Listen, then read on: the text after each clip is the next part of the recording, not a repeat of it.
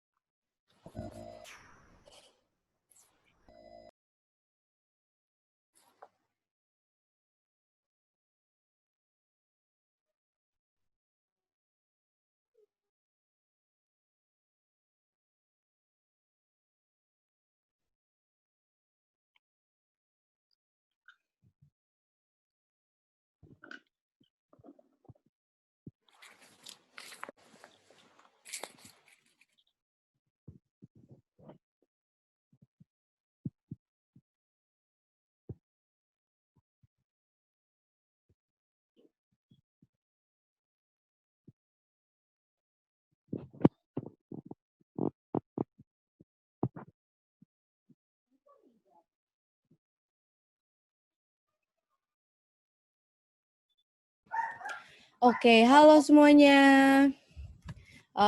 Kita mulai ya. Nah, jadi hari ini kita akan ada workshop tentang creativity lab desain bareng sama My EduSolve. Nah, jadi di sini aku Priscilla, aku dari Kormo dan aku mau kasih sedikit penjelasan doang kok tentang Kormo yang nantinya akan langsung aku oper ke My EduSolve buat mereka ngejelasin tentang My EduSolve dan juga langsung dimulai. Nah, kalau dari kita sendiri, kita memang sering banget nih ngadain workshop kayak gini, kok kalian lihat. Karena memang kita mau ngebantu kalian-kalian yang memang lagi pengen cari kerja atau belajar skill tambahan buat belajar hal baru, yang nantinya bisa kalian pakai buat kalian cari kerja.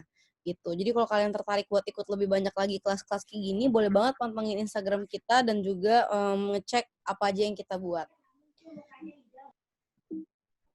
Nah, kalau untuk hari ini kita workshopnya akan ada pembicara, 2 orang yang pastinya kece-kece dan cantik-cantik dari My EduSolve. Yang satu Mbak Laras dan satu lagi Mbak Zoe Milenia. Oke. Terus hari ini kita ada peraturan yang harus kalian ikutin waktu ikut workshop ini ya. Yang pertama adalah kalian sekarang mungkin boleh coba langsung buka laptop kalian supaya nanti waktu aku udah oper ke mbak-mbak cantik ini, kalian bisa langsung mulai aja. Terus yang kedua, nggak boleh jalan mic sama video karena takut mengganggu teman-temannya. Nah, begitu kalian nyalain mic, akan langsung kita mute lagi supaya kalian nggak mengganggu teman-temannya. Yang terakhir, kita akan ada sesi tanya jawab di akhir, yang nantinya cara untuk menjawabnya, kalian harus tulis nama kalian di komen di kolom chat yang nantinya tunggu nama kamu dipanggil, baru kamu boleh tanya. Nah, tapi selama acara ini berlangsung, kalau kalian mau sambil ngobrol-ngobrol di komen, bukan nyalain mic, itu tetap boleh. Gitu. Nah, dari aku sih segitu aja. Mungkin aku bisa langsung oper ke Mbak Laras, atau gimana? Ya, bisa. Ya, Jadi perkenalan dulu, aku Laras dari My EduSolve. Mana Zo suaranya? Iya, halo, aku Zoe dari My EduSolve juga. Nah, mau cerita sedikit background tentang kita. Nah, jadi kalau aku nih background-nya dulu aku belajar fine arts. Nah, tahu-tahu aku entah bagaimana caranya aku bisa masuk ke dunia desain. Itu aku juga autodidak, belajar-belajar sendiri. Nah, kalau Zoe sendiri gimana ya, Zo, kalau lo perjalanannya? Mirip sih sama, mungkin beda tapi mirip. Dulunya juga asli emang awalnya belajar desain, cuman lebih ke fashion, cuman semakin kesini malah sering ngerjain graphic design. Makanya jadi kita kerja bareng sekarang sebagai tim kreatifnya My EduSolve. Nah, untuk yang belum tahu, My EduSolve sendiri itu adalah perusahaan edutech yang fokusnya terhadap membantu tenaga kerja Indonesia melalui literasi digital. Nah, jadi mungkin bisa langsung kita mulai aja ya, Ras. Yes, nah untuk agenda ke depannya nanti Zoe dan aku bakal sedikit presentasi nih kira-kira materi basic knowledge lah, apa aja sih yang kita butuhin buat bikin creative storytelling. Nanti kita bakal masuk ke praktek yaitu live demo, aku bakal nunjukin cara bikin satu konsep itu gimana, dan kita akan lanjut teknik-teknik yang biasa aku sama Zoe gunain, cheat sheet lah if you will, cara biar kita bisa bikin storytelling yang solid dan kuat juga visually.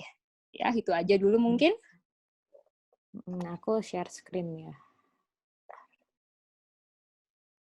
Ke share nggak? Bentar. Udah ya.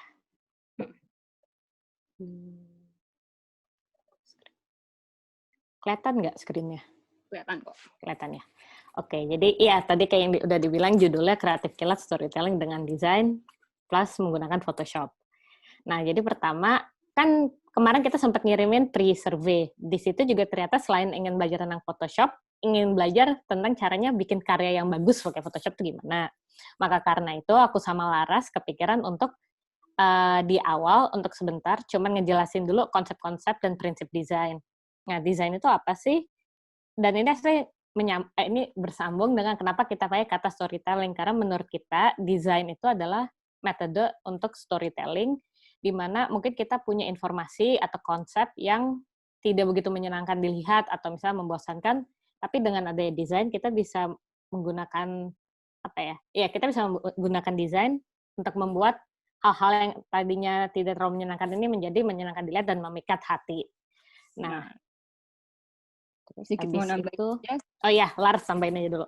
Nah, ini salah satunya misalnya kita dapat artikel koran, bosen dong ngeliatnya semua tulisan. Nah, caranya biar bikin ini kita ilustrasiin yang efektif gimana ya? Nanti kita bisa bahas lebih lanjut lagi. Contohnya kita kerja dari artikel sampai dia jadi visual tuh gimana ya? Nah, ini salah satunya cara-caranya elements of design, mungkin bisa gue jelasin.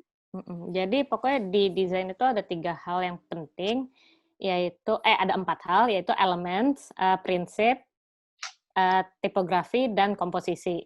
Nah, jadi pertama aku bakal jelasin sekilas tentang elements of design. Elements of design itu bisa dibilang kayak satuan-satuan atau komponen-komponen yang ada di desain kamu. Misal kalau di poster ya berarti komponen-komponen yang ada di dalam poster itu. Ada line, yaitu titik yang berjalan, shape, itu biasanya bentuk 2 dimensi yang tertutup, dan kalau form itu bentuk 3 dimensi dari shape.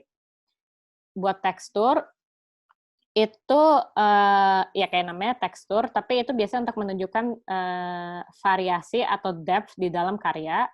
Terus kalau space, itu jarak di antara elemen-elemen yang ada di komposisi kamu misalnya, dan yang utama itu ada foreground, middle ground, dan background. Terus terakhir, yang keenam itu adalah color, dan salah satu hal yang menurut kita paling penting di My Do Solve sih, karena kita merasa warna itu sebuah hal yang benar-benar bisa menarik perhatian orang secara cepat. Dan jadi kalau misalnya colors itu teorinya ada banyak, cuman yang hari ini paling kita fokusin cuman tentang pertama ada tipe-tipe warna, yaitu ada warna complementary. Complementary itu misalnya kalau di color wheel yang kayak di contoh di screen ini, mereka ada di sisi yang opposite. Jadi misal kayak merah sama hijau, terus kalau ini biru sama orange. Nah, terus di itu ada hue, tint, tone, sama shade. Hue itu warna dengan saturasi paling pekatnya dan paling asli. Terus habis itu kalau tint itu hue ditambahin warna putih, tone itu hue ditambahin warna hitam dan putih, dan shade itu hue ditambahin hitam. Nah, jadi intinya tint, tone, sama shade itu turunan dari satu warna biasanya. Dan kombinasi ini kalau misal kita pakai di desain, itu bakal menjadi karya yang kita sebut monokromatik. Kayak contohnya yang di atas. Jadi di atas itu aslinya cuma satu warna, yaitu orange. Cuman karena ada campuran putih dan hitam yang berbeda di masing-masing warna orange, jadi kesannya membuat dimensi. Nah, kalau yang complementary color itu contohnya kayak yang di bawah, yang biru sama kuning. Nah, Terus kalau misalnya kita lagi pakai Photoshop, nanti in general kita harus milih color setting atau color mode. Nah, ada 2, yaitu RGB sama CMYK.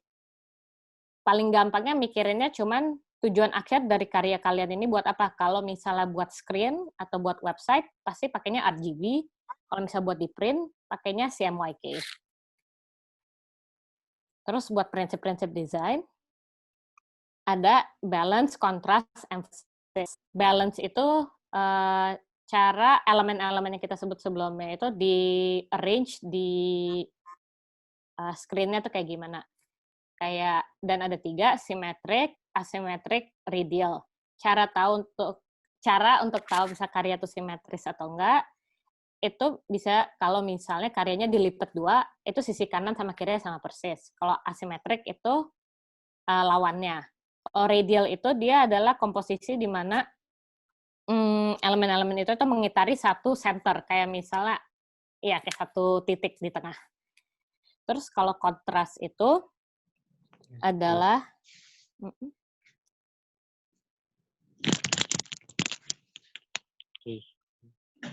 kalau kontras, bentar ya.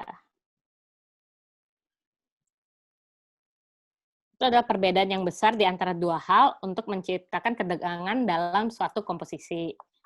Nah, kalau emphasis ini, jadi tadi dengan menggunakan kontras, kita bisa yang namanya membuat emphasis, di mana kita menekankan satu elemen di karya kita. Contohnya bisa melalui warna, kayak yang paling atas. Jadi di semua bulatan-bulatan hitam ada satu yang pink, atau dengan ukuran, jadi ada misalnya satu yang gede banget dibanding yang lain-lainnya kecil, dan ada satu lagi itu melalui shape. Jadi misalnya kayak ini ada kotak di antara bulatan-bulatan lainnya.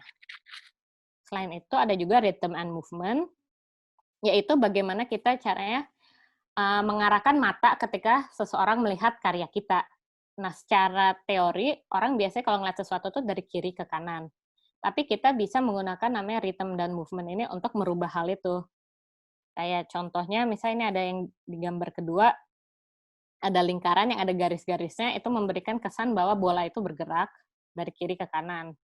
Terus kalau pattern, itu repetisi-repetisi yang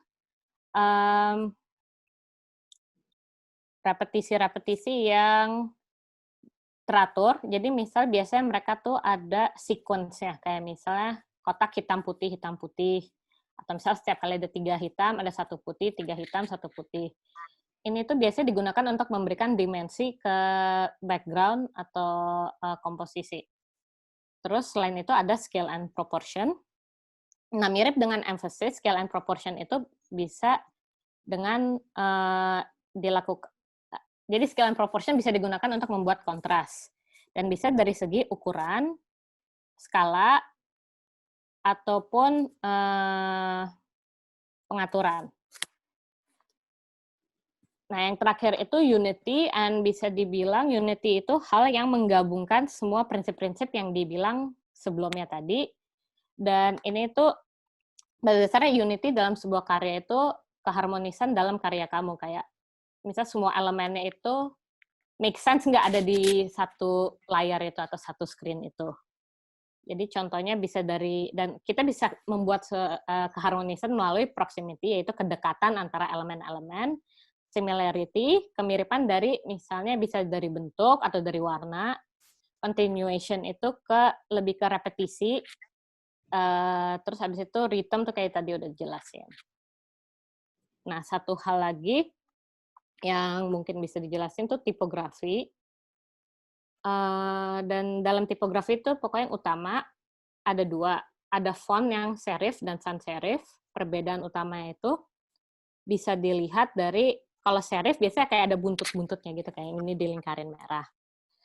Nah, kegunaannya tuh juga beda. Jadi, kalau misalnya buat karya yang di print, cenderung font yang serif lebih mudah dibaca, tapi kalau buat di komputer, sans serif lebih mudah dibaca. Dan dari segi feel pun, bedanya adalah kalau misalnya serif kesannya lebih tradisional, kalau sans serif kesannya lebih modern dan futuristik. Nah, terus dalam main tipografi, 3 teknik dasar yang bisa dipelajarin adalah kerning, tracking, dan leading. Leading itu jarak di antara 2 baris. Jadi misalnya anggap jarak di antara kata love sama kata type. Terus kalau misal kerning itu jarak per huruf. Jadi bisa kita rubah satu persatu nanti pakai Photoshop. Terus kalau tracking itu jarak huruf-huruf yang ada di paragraf atau kata tersebut. Jadi perbedaannya kalau kerning itu cuma antara 2 huruf, kalau tracking itu jarak antara satu kata. Nah, terus fonts dibagi lagi ada display font sama text font. Kalau display itu biasanya kayak hal-hal yang kita pakai buat logo, kayak misalnya Walt Disney atau lagi ya yang ada McDonald's. Terus kalau text fonts itu buat lebih ke body text atau teks yang banyak. Terus dari segi komposisi, nah dari 3 hal yang baru diomongin tadi, tipografi, komposisi, dan elements, tipografi, prinsip, dan elements, itu semuanya digunakan untuk membuat komposisi dalam desain. Nah, untuk kali ini kita pengen ngejelasin komposisi dari segi satu postingan yang kita buat My EduSolve, yaitu Kenalan Yuk, sebuah series di mana kita menginterview, ya anggap kenalan sama orang-orang yang sedang melakukan hal-hal menarik di industri mereka. Nah, dari sini kita bisa ngelihat, jadi di komposisi itu ada hierarchy, proximity, white space, contrast, alignment, sama grid. Nah, kalau kita ngelihat alignment itu, ini garis merahnya kenapa ya? Bisa dihapus nggak sih? Coba bentar. Udah. Bisa. Ya. Bentar ya, maaf. Kalau misalnya alignment, itu kita bisa ngelihat di teksnya, paragraf yang atas sama paragraf yang bawah itu sebaris atau enggak. Nah, kalau misalnya ini contohnya di komposisi ini, alignment buat teksnya itu left aligned, left justified. Jadi itu berarti semuanya bakal sejajar di sisi kirinya. Terus misalnya kalau kontras, di sini kita menggunakan kontras di antara, misalnya background buat tulisan Kenalan Yuk, kita menggunakan hitam sebagai kontras dengan background putihnya, agar hal pertama yang dilihat itu bagian situ. Terus, habis itu misalnya kalau proximity itu kayak contohnya kita menggunakan antara gambar roasting proses sama gambar orang yang kita interview untuk ngasih tahu, oh nih orang tuh aslinya kerjanya tuh berhubungan dengan kopi atau ya dengan roasting proses. And mungkin Laras juga bisa ngejelasin lebih lanjut karena dia sendiri yang bikin komposisi yang ini sih. Oke, thank you Zo. Mau gantian dulu share screen-nya mungkin? Boleh, atau lu mau dari screen ini aja? Bentar ya. Ya, atau lu share aja, nggak apa-apa, Ras. Biar ya.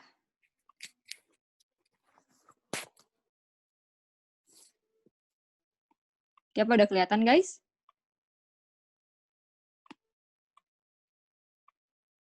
Bentar ya. Coba aku... Udah kelihatankah ini kok? Sebentar ya. Udah. Udah ya.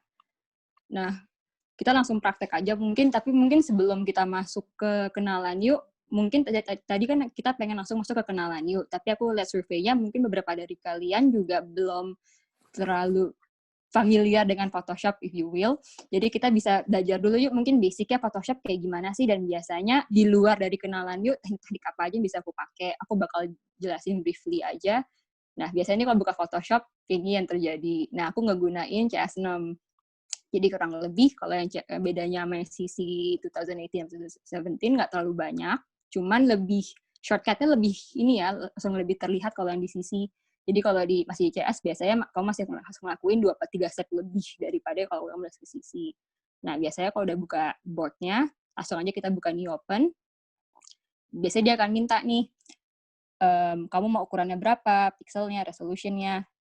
Heads up aja biasanya, kalau kita tahu ukurannya, kita bisa langsung pilih aja kamu mau size-nya berapa, foto kah, apa web kah. Tapi gara-gara kita custom buat Instagram kan ceritanya, aku bakal nulis custom, dan ukurannya udah aku cek, biasanya dia 1080 x 1080 pixel. Untuk resolution-nya biasanya kalau web 72 tuh dia sudah cukup ya. Cuman kalau untuk print biasanya dia 300. Kenapa? Karena dia semakin tinggi, semakin bisa ngeprint banyak warnanya ya. Dan untuk color mode tadi seperti yang Zoe bilang, kita main di RGB karena dia masih di display kan. Kalau si MYK biasanya dia untuk di print. Nah, kita klik OK dulu. Nah, jadi kalau di Photoshop ini, nah sebelum aku mulai, aku mau jelasin dulu nih. Dulu pas aku mulai, aku belajar sendiri kan. Di sekolah juga, ya kita belajar sedikit, tapi most of the time dituntut belajar sendiri. Nah, most of the time, pengertian aku perhatiin ini banyak dari kita selalu ngerasa, kalau aku pengen bikin gambar yang original, itu harus dari Photoshop. Sebenarnya ada miskonsepsi nih. Yang aku lihat, Photoshop itu sebenarnya tuh adalah untuk foto digital manipulation. Jadi sebenarnya dia tuh untuk fotografer bekerja manipulasiin karya-karyanya. Makanya kenapa yang diandalin Photoshop itu karya-karya yang digital manipulation, collage. Jadi kita nggak dua gambar, apa kita nambahin efek. Nah, biasanya kalau orang-orang kerja yang di poster yang 3D, apa poster yang gimana yang terkesan original, biasanya tuh dia udah ngegabungin dua gambar yang berbeda, atau dia ngegabungin pakai Illustrator dan pakai Photoshop juga. Nah, kalau aku biasanya, aku tarik gambar dari Illustrator, aku udah gambar misalnya, let's say gambar bintang, aku tarik ke Photoshop dan aku kasih semacam kayak tekstur gitu. Ini aku tunjukin dulu, mungkin biasa belum kita kenalan yuk. Nih, sebentar ya. Biasanya kalau kerja kan, karena kita banyak data-data, aku saranin kita lebih baik kita kumpulin semua foto-foto kita di satu folder yang udah kita bagi ya. Nah, untuk example pertama ini, untuk nge-recap apa yang Zoe bilang, aku udah nyiapin nama beberapa storyline. Kita taruh aja. Nah, kalau di Photoshop ini biasanya ada namanya background. Background ini dia di belakangnya. Kalau kita turn off, dia langsung ngasih lihat pixelnya. Pixel ini kalau kita save, biasanya kalau kita save as, dia bakal ngasih lihat nih, kamu mau formatnya apa. Biasanya sejauh ini, kalau kita banyak bermain di foto-foto yang kecil, apalagi untuk web, kita mainnya di JPEG. Tapi kalau kita mau background-nya yang transparan, itu kita pakai PNG. Dan dia lebih high resolution ya, dan dia cenderung sangat besar kalau untuk web. Jadi biasanya aku pakai JPEG aja sih. Itu dulu aja. Ini aku matiin dulu ya background-nya. Nah, kalau kita baru buka gambar pertama kan biasanya kelihatan nih gambarnya. Suka ada warna-warna putihnya, nah biasanya tuh kalau dari Illustrator aku tarik, dia udah nggak ada nih gambar-gambar putihnya. Tapi kalau di Illustrator kan kita pengen ngedit dong, pengen ngambil gambarnya aja gimana ya. Biasanya kalau aku yang kulakuin ini, select, color range, langsung aku ambil aja nih. Nah, aku lupa shortcut-nya kalau di Windows apa, tapi biasanya yang kulakuin adalah aku copy, Command C kalau di Mac, dan aku V. Jadi dia langsung muncul. Tada! Jadi dia ngilangin. Sebenarnya ini bisa pakai layer mask. Jadi kalau pakai layer mask itu dia hanya ngurangin steps. Karena aku copy paste, jadi kan dia ada dua hal yang berbeda. Kalau dia pakai layer mask, layer yang ini, sebentar ya, kita coba. Nah, aku pakai lasso lagi. Tuh, dia juga ngilangin. Ini ada yang komen kayak ngejelasinnya kecepatan deh. Oh iya, sorry. Jadi kalau pakai layer mask itu dia hanya ngilangin steps di mana aku harus ngebuang yang gambar sebelumnya. Tapi kalau aku pakai copy paste, kalau aku pakai layer mask dia ngilangin steps yang sebelumnya. Tapi kalau aku copy paste aku harus ngapus yang ini dulu kan. Sebenarnya sama aja fungsinya. Aku mention ini nama fungsinya adalah layer mask dan juga copy paste ya. Kenapa aku mention ini? Karena aku sering banget ngelihat orang kalau kita mau ngedit kita pengen ngebuang gambar, kita suka kesusahan kan, ngebuangnya gimana sih gitu kan. Ini salah satu caranya. Ini aku buang juga. Nah, untuk ngebuang lainnya kita juga bisa pakai tools ini. Namanya lasso, karena dia udah jelas gambar hitamnya di mana, bakal aku klik, aku copy paste lagi. Ini aku hapus. Aku ganti warna dulu, coba. Oh, sorry. Oke, trik selanjutnya yang aku ajarin adalah, ini ada gambar rusa. Kalau aku warnain, ini memang karena resolusi tinggi, dia nggak kelihatan nih. Dia kelihatannya udah bagus kan, nggak ada yang pixelated. Tapi sebenarnya, kalau kita pakai gambar-gambar yang lain-lainnya, dia bakal, gimana ya, layernya itu, edges-nya tuh bakal rough. Dan dia jadi kelihatan terlalu, nggak crisp, nggak sharp gitu. Biasanya yang aku lakuin adalah, kalau aku mau warnain ulang, aku klik gambar lock ini, Jadi dia hanya bisa di gambar ini. Kalau aku klik lain, dia nggak bakal ini kan, nggak bakal kebuang yang lain. Tapi kalau aku back lagi, ini aku back ya. Kalau aku back dan aku klik ini, tuh dia bakal bisa 2 kali kan malah. Jadi layer ini mastiin kita hanya benar-benar di layer yang kekunci. Dia nggak bakal layer ke background. Nah, sebelumnya aku pengen jelasin bahwa kalau di Photoshop ini sifatnya layer. Maksudnya layer adalah layer yang di bawah ini, dia bakal paling di bawah. Yang ini di atas bakal kelihatan on top. Kalau kita matiin, obviously nggak bakal kelihatan kan. Yang kita matiin juga nggak kelihatan. Basicnya itu dulu aja. Sebenarnya yang paling penting itu biasanya lasso tool ini untuk motong-motong. Dia quick magic selection tool sama ini. Dan ini, kalau aku bilang. Cara motong lainnya kita juga bisa pakai ini ya. Lasso tool ini. Tapi kalau ini bener-bener yang manual banget. Misalnya kalau aku potong sedikit, dan aku pencet delete, jadiin layer dulu. Biasanya dia dipakai kalau kita mau ngedit foto-foto yang udah bersifat ada orangnya, biar rapi. Misalnya kayak kita mau ngedit rambut, itu kan harus rapi. Kita balik lagi dulu ke sini. Nah, yang aku sampein di sini adalah storytelling-nya nih. Tadi kan Zoe udah mention storytelling dari scale, dari layer. Nah, mungkin biar lebih jelas aku balikin jadi warna hitam dulu. Jadi kalau kalian lihat ini gambar serigala sama gambar deer itu rusa.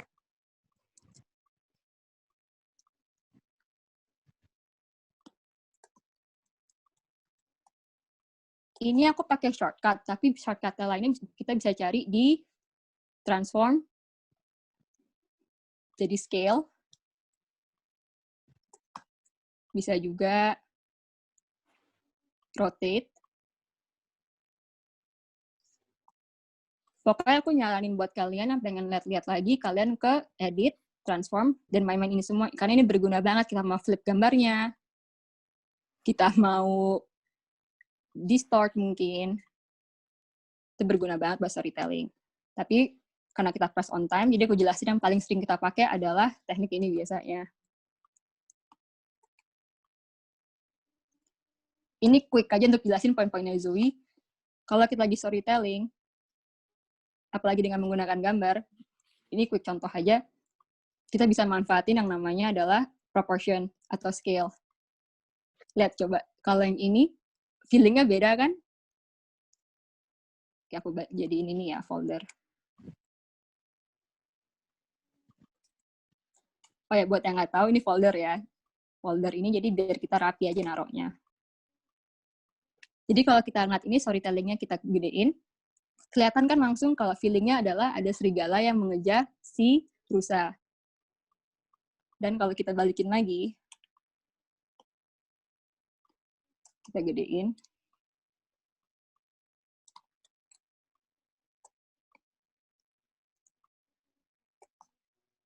Kelihatannya juga dimangsa kan. Jadi hanya kita main dengan scale aja, komposisi cerita aja tuh udah bisa berubah. Tuh. Dia lagi jalan apa, dia lagi apa. Satu lagi yang aku kasih tahu adalah, oke, kita udah bikin gambar ini, tapi kan plain banget gambarnya. Apa yang bisa kita lakuin lagi ya? Bisa kita lakuin adalah, kalau kita pengen itu jadi original, let's say kita udah ambil tekstur. Kita pengen naruh tekstur nih, tapi gimana caranya ya aku taruh? Yang bisa kita lakuin adalah, trik yang sering aku pakai, nanti aku cari tahu, coba. Kalau aku biasa namanya clipping mask. Coba kita cari clipping mask itu di mana.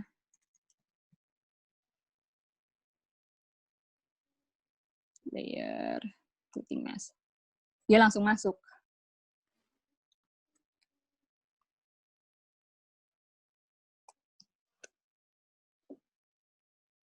Dan dari sini bisa kita main-mainin nih. Mau kita jadiin overlay kah?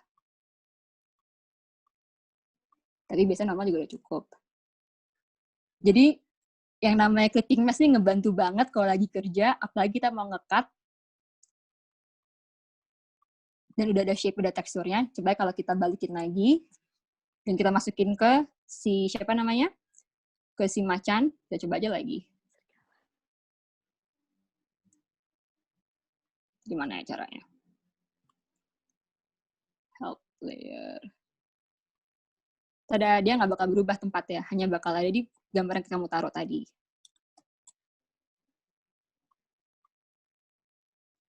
Jadi, ini clipping mask, lasso tool ini bakal sering banget kepake. Dan yang aku bilang tadi, si select layer ini sering banget kepake. Karena most of the time kalau kita lagi bikin gambar, kita kan pengen nge-erase gambar-gambar belakangnya. Nah, untuk jelasin poin-poinku lebih lanjut, coba kita sambil bikin si kenalan new ini ya.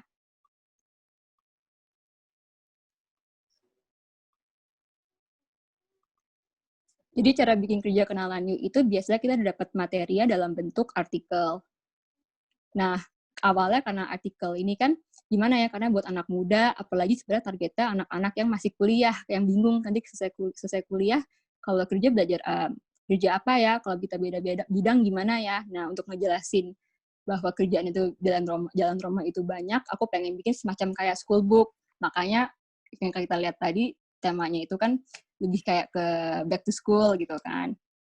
Biasanya cara kerjaku sendiri, ini aku share cara kerjaku ya, ini bukan berarti cara yang benar, karena biasanya setelah aku perhatiin, kalau kita lagi sharing-sharing ini cuma sharing-sharing cara kerja, dan cara yang paling cepat buat aku perhatiin di Photoshop adalah, biasanya aku nyari-nyari gambar tekstur di belakangnya, tekstur apa yang bisa aku pakai, dan biasanya untuk kenalannya aku pakai ini teksturnya. Dan aku gedein aja. Ini karena aku udah terbiasa, jadi aku langsung pakai shortcut, tapi biasanya kalau belum terbiasa dari transform ini. Kan tadi ngeliat kan ada gambarnya, biasanya aku masukin nih gambar lagi. Dan aku hapus, ngegunain lasso tool ini.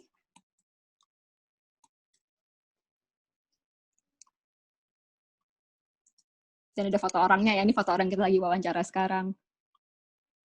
Aku masukin. Nah, aku pengen ngebikin jadi clipping mask, tapi gimana caranya? Karena tengahnya kan bolong. Karena kalau aku jadiin clipping mask, yang ada dia jadi kayak gini. Jadi cara ngakalinnya adalah, biasanya aku ke shape. Aku bikin dia jadi kotak. Ini aku bikin dia jadi smart object dulu. Biasa, dan baru aku jadiin clipping mask. Tada! Dah, baru aku resize. Transform tadi. Oh, sorry.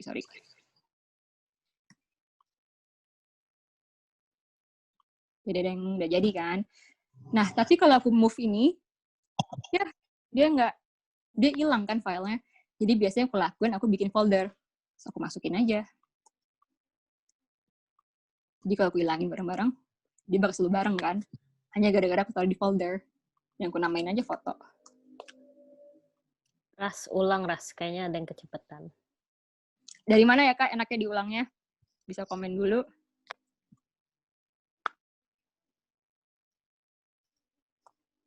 Oke, aku ulang lagi aja ya, cara awalnya.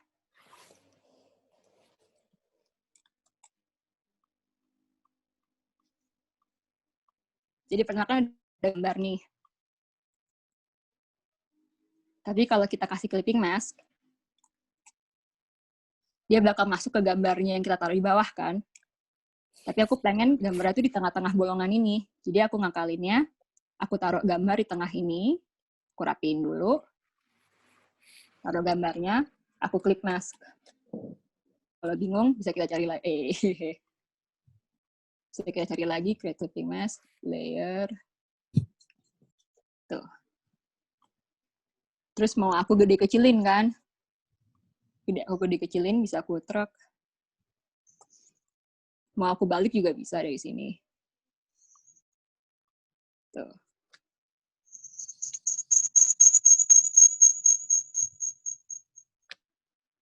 Kalau untuk edit foto, biasanya yang paling berguna ini ya. Nah, Terus biasanya aku pengen tambahin doodle. Kalau di Photoshop untuk tambahin doodle, kita bikin layer baru lagi. Kenapa bikin layer baru lagi? Karena kalau kita gambar di sini, let's say kita gambar di gambar yang Polaroid ya, ini aku mati kecilin, jadi kan bisa lihat di layer Polaroid.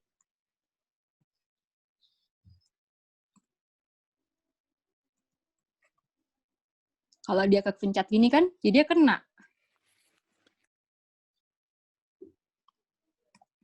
Terus kalau aku mau ngapus, dia udah keburu satu layer. Jadi aku repot lagi kan. Makanya biasanya kalau di Photoshop itu kerja berlayer-layer-layer sampai kita lupa layernya itu yang mana namanya. Ini biar rapi ya, jadi kalaupun dia kecoret, kita udah gampang ngapusnya kan. Biasanya kalau mau create doodle, bisa aja kita create doodle gitu kan. Tapi kan kelihatan kurang solid, kurang profesional. Caranya gimana? Biasanya yang aku lakuin, aku udah ambil gambar, aku udah cari gambar online nih. Nah, kebetulan karena temanya doodle, aku udah search yang gambar doodle yang mana ya. Misalnya yang ini nih, gambarnya kan doodle. Aku matiin dulu ya. Aku gedein. Terus mau aku potong. Tapi kalau aku potong, aku pakai ini ya. Ini juga sifatnya untuk motong. Kalau yang ini motongnya lebih kaku. Yang ini motongnya bisa lebih sesuka-suka kita. Kalau yang ini motongnya dia lebih kaku. Nah, biasanya aku udah milih nih, aku pengen potong yang ini. Aku copy lagi. Copy itu Command C, terus Command V lagi, kan jadinya muncul. Ini aku tutup, dia muncul kan. Tapi repot banget, aku harus satu persatu ngemotongin. Ada cara lebih cepat nggak ya? Cara lebih cepatnya adalah, balik lagi. Kita pakai si select, color range, kita klik yang warnanya hitam ini. Berarti dia kalau digambar jadinya putih kan. Jujur aja aku masih suka kebalik-balik ya, warna jadi hitam apa jadi putih, tapi coba aja sampai bisa. Biasa aku klik OK, aku copy lagi, Command C, Command V lagi. Oh, berarti yang ini yang keambil adalah gambar yang ke putih. Tinggal aku balik aja kalau gitu. Select, color range. Kalau kita klik yang putih gimana? Coba. Halo. Ya, Mbak. Ya, Kak. Aku klik aja kalau gitu kebalik jadi yang putih, aku hapus. Kan masih ada sisa di bawah, aku hapus aja kalau gitu. Kenapa aku hapus? Jadi biar kalau gambar putih ini nggak muncul. Sih, kesannya aku gambar sendiri kan. Baru deh aku ambil. Aku ambil gambar yang aku mau. Misal aku mau yang ini. Ya udah aku ambil aja dulu.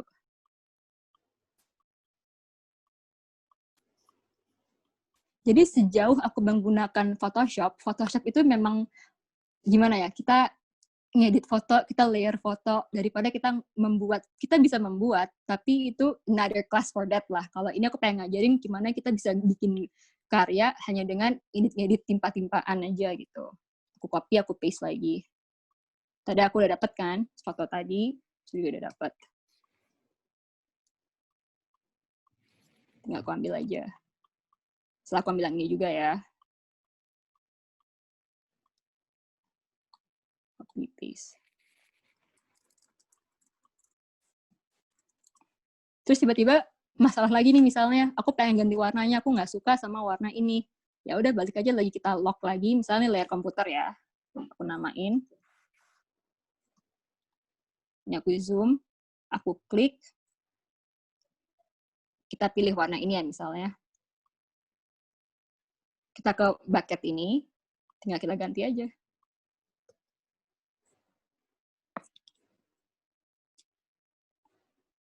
Selesai kan? Sebentar, kayaknya aku udah lupa nih, aku ajarin lagi.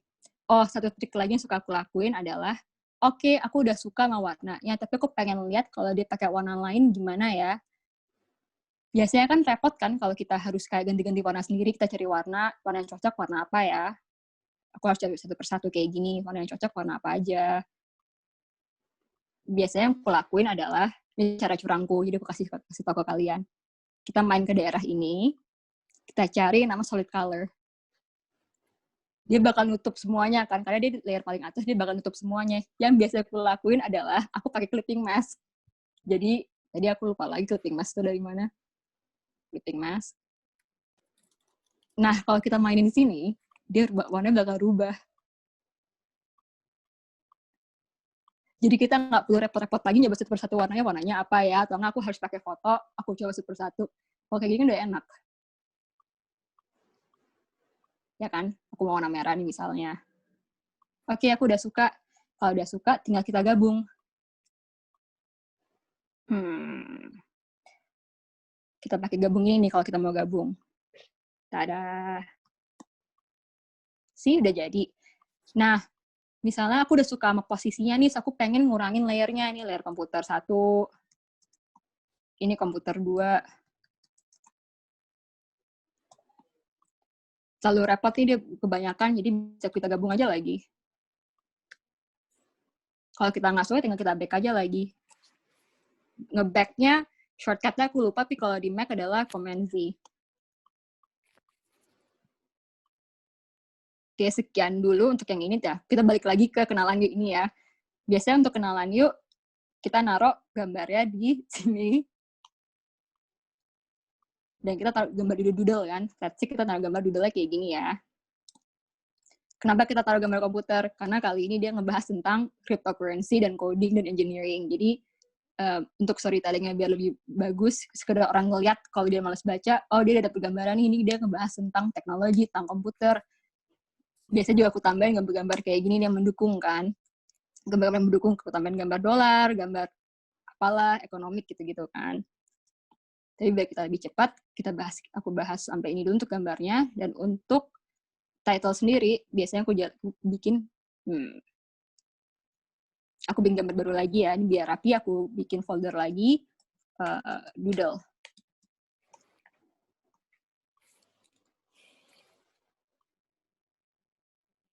Aku bikin gambar lagi, untuk bikin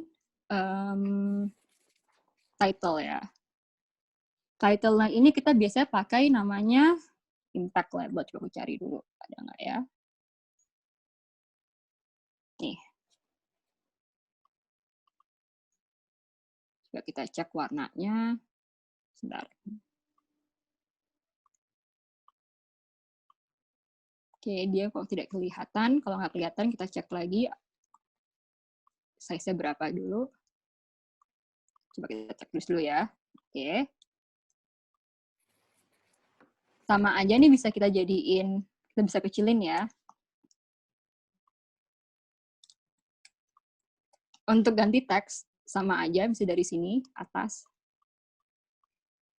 Dan kalau aku masih mau curang, biasanya aku juga pakai metode tadi. Tuh, aku pakai clipping mask lagi. Biasanya kalau aku cari-cari warna yang cocok, warna apa ya. Tapi untuk kenalan kita udah settle sama warna kuning. Kita taruh warna kuning aja misalnya di sini. Tapi kan nggak kelihatan dengan jelas, jadi biasanya aku kasih warna hitam di belakangnya.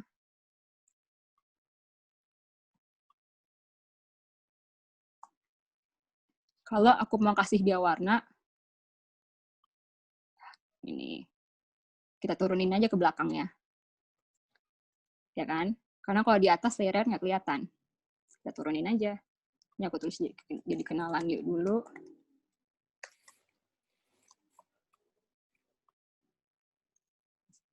Dan biar aku juga nggak bingung dia di mana, jadiin folder dulu, title.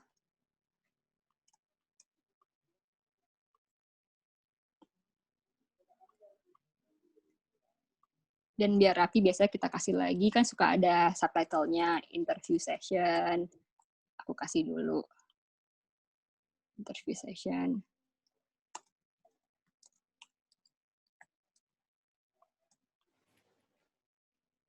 Let's say kita taruh kayak gini dulu ya. Kalau kalian notice tadi, di gambar utamanya tuh ada clip. Lihat clip ini. Ini udah aku edit, tapi sama aja sifatnya. Biasanya aku ngambil gambar, terus aku edit ulang, aku hapus ke belakangnya, dan aku warnain aja lagi pakai lock dan pakai si apa namanya? Ya, si bucket tool ini. Oops. Terus aku taruh kayak gini. Biar dia nggak hilang, aku taruh kayak gini kan. Nah, untuk ininya sendiri, komposisi sendiri, biasanya kita menaruh, kenapa kita taruh title di atas? Karena biasanya, ya dia yang, kalau mata itu dari kiri ke kanan. Jadi kita selalu paling taruh, dia bisa paling besar. Disusul yang paling besar kedua, biasanya fotonya. Atau kita bikin, ya dia nggak besar, tapi juga nggak berkecil, tapi kita mastiin bahwa audiens pengen ngeliat ke si foto ini. Doodle-nya kita bikin kecil-kecil aja karena bukan fokus utama kita kan, tapi kita pengen sesuatu yang bikin ini jadi lebih solid lah, nggak cuman nggak basi lah. Ups, kasih gambar-gambar gini.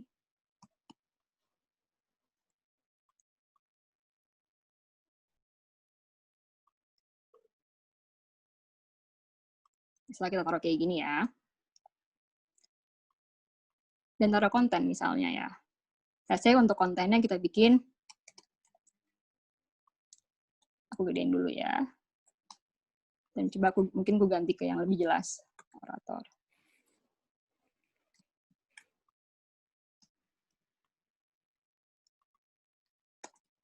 Selamat datang di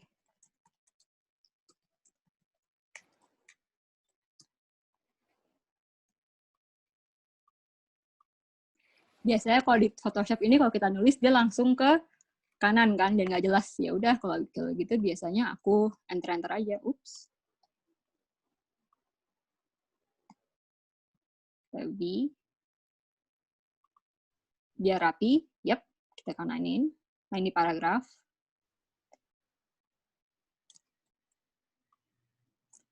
Ini mungkin sesuatu yang nanti si Kazu akan jelasin lebih detail, tapi biasanya kita juga mainin di teks. Kita teksnya di mana ya?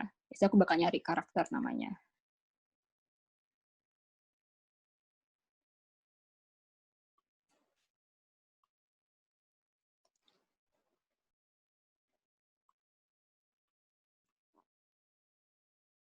Yang atas ini biasanya dia panjang tingginya, tuh, spacing-nya lah. Biasanya aku kecilin. Sekedar background aja, dulu aku orang ini sangat visual dan aku jarang main di typography. Tapi semenjak aku dikenalin kayak nama karakter ini, ngebantu banget. Kenapa? Lihat aja ya. Untuk nama what each of this means, kayak ini tracking kah, apa ini spacing kah, aku agak-agak lupa. Cuman yang paling sering kita gunakan kalau di karakter ini adalah spacing yang atas ini, yang dia kalau kita targetin atas bawah kayak gini, kalau kita kecilin banget kayak gini kan. Kita taruh di 36 deh. Dan spacing. Misalnya kita taruh angka 5 ya, biar kalian lihat. Yang kalau kita taruh angka 100 gimana? Spacingnya per katanya beda kan? Biasanya aku 150 aja. Atau bahkan di 10 kadang-kadang.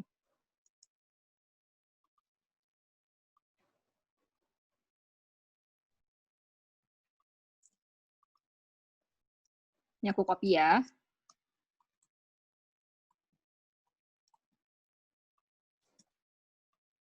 Misalnya kita udah imagine ini semua adalah satu informasi. Dan kita pengen nge-highlight nih kata-kata yang keywordnya yang penting gimana. Karena kita udah ada title. Oke, ini terlalu besar. Kita udah ada title, kita udah ada gambar. Dan ini menurutku masih kebesaran ya foto doodle-nya. Kecilin dulu biasanya ini aku buang biasanya aku buang jadi dia lebih fokus kita udah ada title nih, tapi kan gimana ya, kayak kadang-kadang kalau kita baca gini kita nggak tahu mata kita ngeliat yang kemana, kita bisa ngeliat kekenalan you, apa kita bisa lihat fotonya, kita butuh sesuatu yang bisa tie all of this together dan masih harus satu tema. Nah biasanya solusi yang kita come up with adalah kita nge-highlight, kita pakai brush. Saya brushnya ini ya.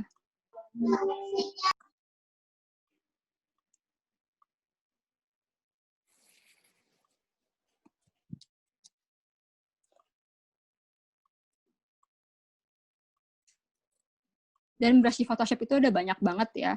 Nah, kalau aku sendiri, aku suka koleksi-koleksi yang cari yang murah, yang free aja. Biasanya brush-brush yang bertekstur. Jadi dia nambah flavor lah. Karena kalau kita naruhnya ini, kita taruh ya, basi aja. Tapi kalau kita taruhnya yang agak tekstur, misalnya kita cari yang kayak Ini kalau nggak salah teksturnya charcoal ya aku ambil. Lebih hidup aja kan dia. Selamat datang, sama kreatif kilat misalnya. Kalau kita taruh di atas gimana? Nggak kelihatan kan? Balik lagi. Biasanya kita kayak gini kerjanya. Dan ini kita folderin lagi. Folder text.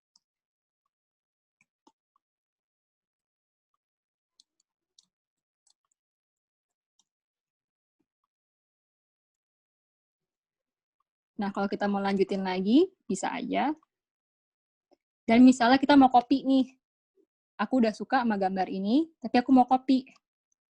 Mau aku jadiin double, gimana caranya? Bisa kita copy paste lagi. Bisa cara kita ambil, kita bikin jadi layer baru. Kita ambil ini.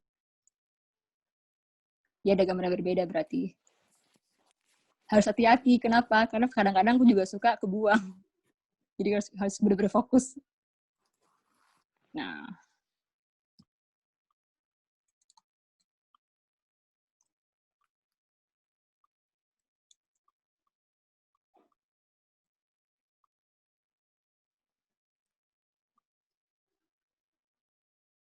coba aku ambil dulu gambar-gambar dulu. Kok hilang ya? Untuk recap dulu aja, mungkin tadi aku buru-buru juga, yang pengen aku tekanin dari semua ini sebenarnya adalah, kita recap dulu satu persatu ya. Kalau di foto ada clipping mask. Karena kalau kita gunain clipping mask, kita mau masukin gambar kemanapun tuh jadi gampang, dan percaya deh nanti ke depannya, ini semacam shortcut kalau kita juga males motong ya. Untuk doodle, yang mau aku recap adalah, jadi tadi caranya adalah kita ke color range tadi kan, hanya untuk ngebuang warna belakangnya. Dan gimana kita bisa motong pakai lasso tool ini kan. Bisa kita ambil.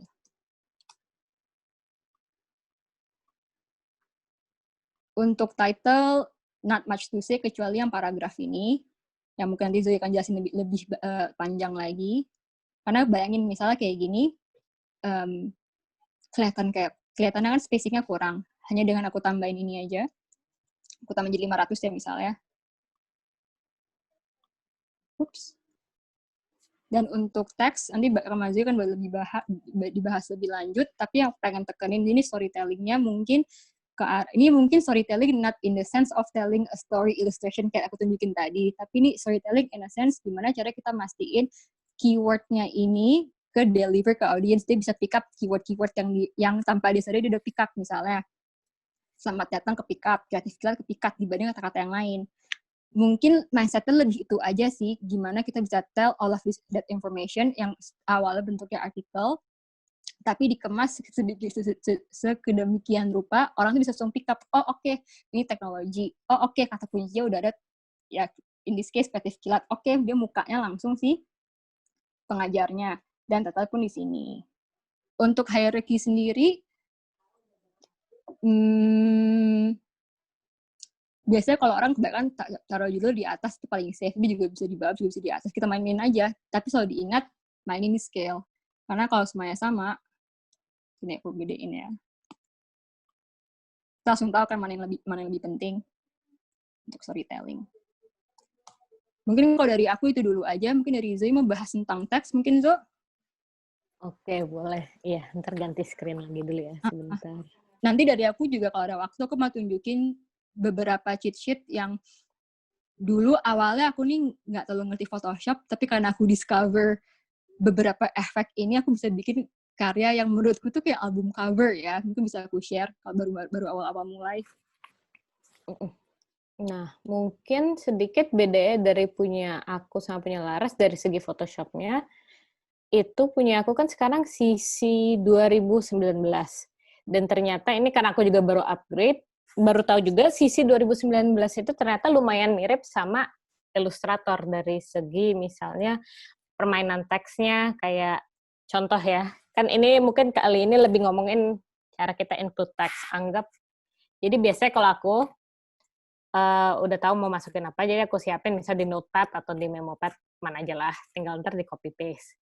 Nah, untuk bikin text box ada 2, kayak tadi Laras bilang bisa cuman diklik, kecil, bisa cuman diklik kayak begini. Tapi nanti kayak itu, kalau misalnya aku mau copy ini semua ya, aku copy, terus aku double klik, ntar dia bakalan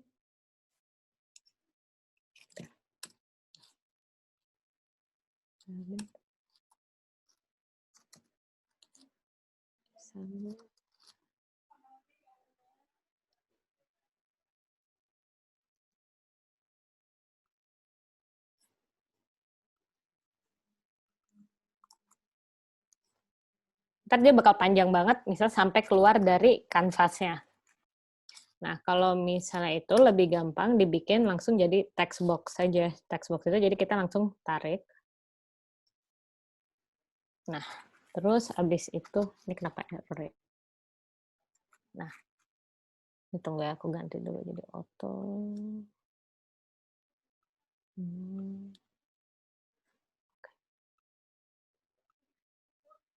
Jadi pas kita masukin, misalnya aku mau copy yang ini lagi tadi. Ini kedengeran kan ya suaranya?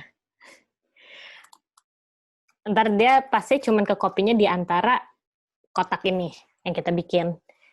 Nah, satu lagi, itu misal gunanya kita punya text box gini tuh, kalau contohnya ini ada yang lebih panjang yang kita mau masukin.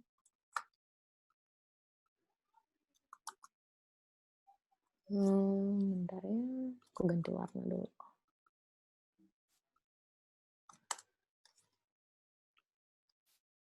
Nah, ini jadi kayak tadi buat dapat window karakter ini kita bisa pergi ke Windows, terus kita bisa ngeliat di sini ada karakter sama paragraf. Nah, biasa 2 itu yang aku paling sering pakai kalau lagi coba mainin teks. Jadi paragraf tuh gini sama karakter tuh ini. Nah. Terus abis itu coba ya.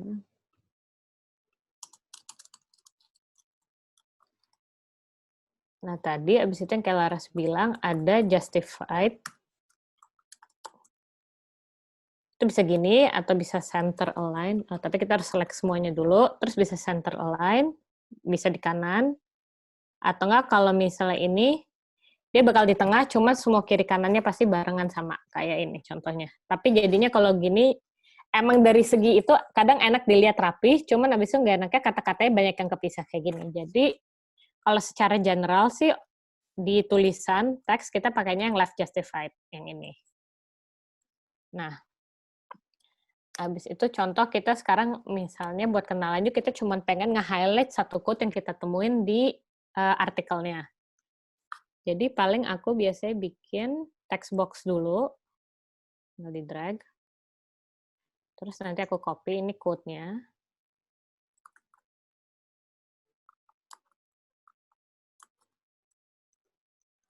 Nah, kan ini ada quote-nya. Terus aku gedein dulu ya.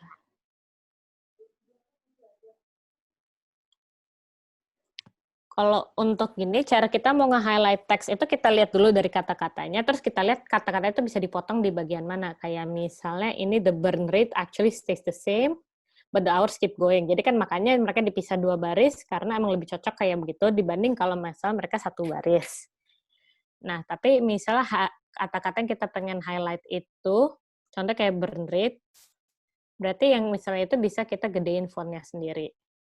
Jadi 60. Terus abis itu misalnya, tapi misal abis itu the hours keep going, kita juga bisa sama gedein juga misal kalau itu yang kedua hal kedua yang kita pengen tonjolkan, berarti juga bisa tadi 60, ini bisa dibikin 36. Cuman kan kalau gini kadang lihatnya tetap agak berantakan ya. Jadi kalau udah yang gini, aku biasanya suka jadi center align. Terus misalnya nanti aku giniin. Bentar. Terus ini aku kecilin supaya kelihatannya lebih jelas. Nah, tapi kan itu baru kita dari segi mainin ukuran. Nah, aslinya menurut aku yang paling seru kalau misalnya kita lagi main Photoshop itu dan main teks, itu tadi yang kayak Laras bilang, mainin jarak di antara huruf, atau yang tadi aku jelasin kayak leading, tracking, sama kerning. Nah, contohnya kayak misalnya kalau aku bikin teks lagi.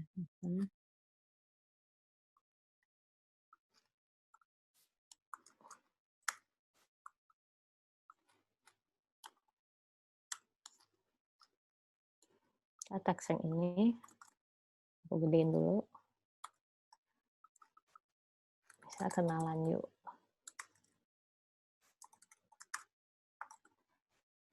Nah, untuk melihat jelasnya, misalnya kalau kita highlight semua, dan ini kita naikkan kayak Laras contohin tadi, dia bakal jadinya kesannya lebih renggang dan lebih enak dilihat di mata. Tapi juga semuanya tergantung intention kita dengan ini apa. Kayak misalnya kadang ada gunanya juga buat dipadetin untuk bikin kesannya lebih apa ya, lebih intimate, atau misal lebih ya untuk lebih intimate. Nah, tapi ini lebih enak dilihat kalau misalnya kita udah mulai banyak teksnya. Nah, misalnya aku mau copy yang ada ini pertanyaan sama ada bodinya, aku bikin text box.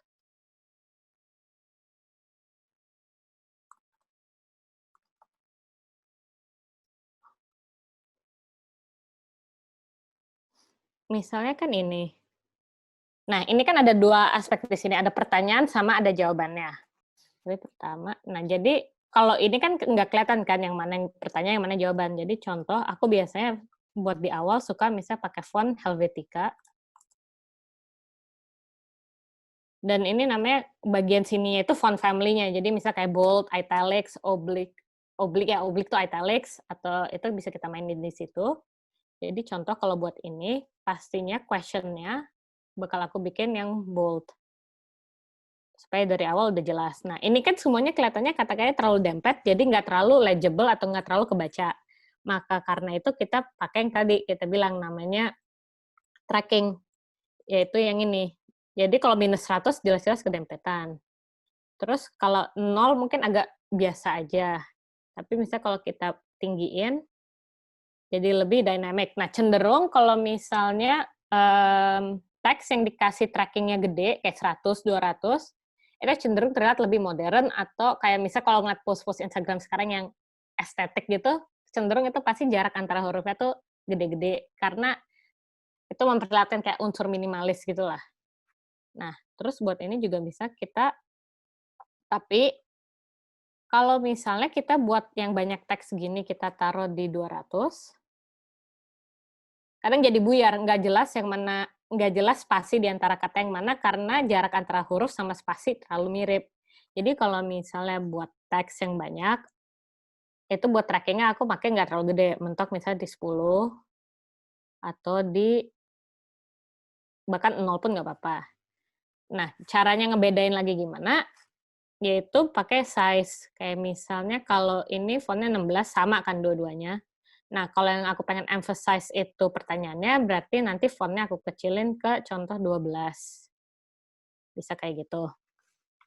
Nah, tapi kan ini tadi udah mirip sama yang Laras bilang kan, termasuk yang cara di highlight, cara di apa.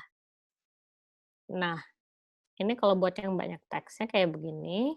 Tapi kalau misal buat quote tadi, yang aku suka main itu, gimana cara kita membuat teks lebih visual, karena cenderung orang Indonesia tuh sangat visual lah. Pokoknya kalau misal visual suka, kalau banyak tulisan malah jadi males di skip, kalau misalnya kayak di Instagram gitu ya. Tapi kalau misal kita lagi nggak pakai gambar, cuma ada tulisan, ada juga cara untuk tetap membuatnya menarik. Misalkan gitu. Terus contoh ini segini dulu ya, aku spacing dulu.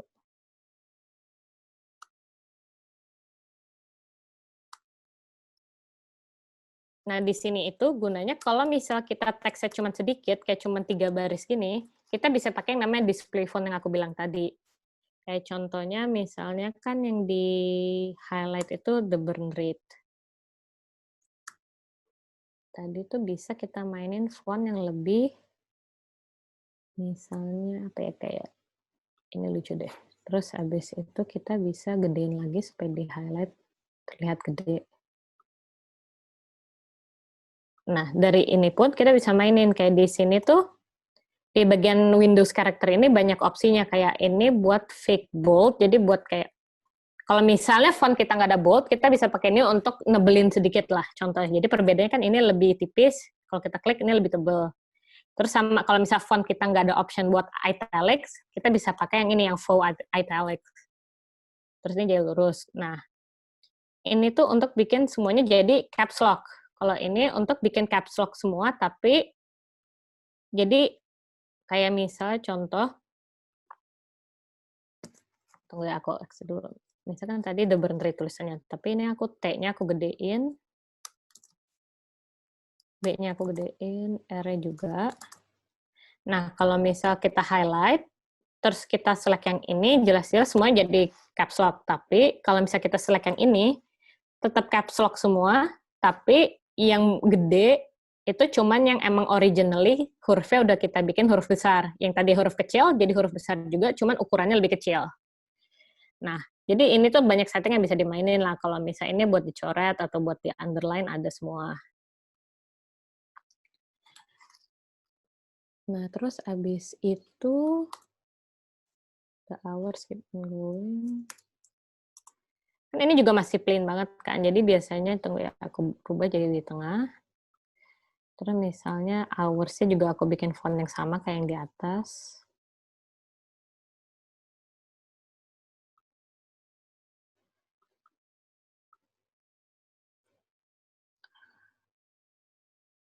Oh, 36, berarti aku bikin 36 juga. Misalnya begitu. Nah, tapi kan ini nggak enak ngeliatnya karena ada beberapa yang misal gini, tulisan actually stays the same sama the burn rate dempet, tapi sama yang di bawah jaraknya jauh. Jadi kalau udah gini, aku biasa mainin di yang ini nih, yang namanya leading. Jadi yang jarak di antara baris. Jadi kalau udah gitu caranya, kamu highlight barisnya, terus tinggal bisa ditambahin.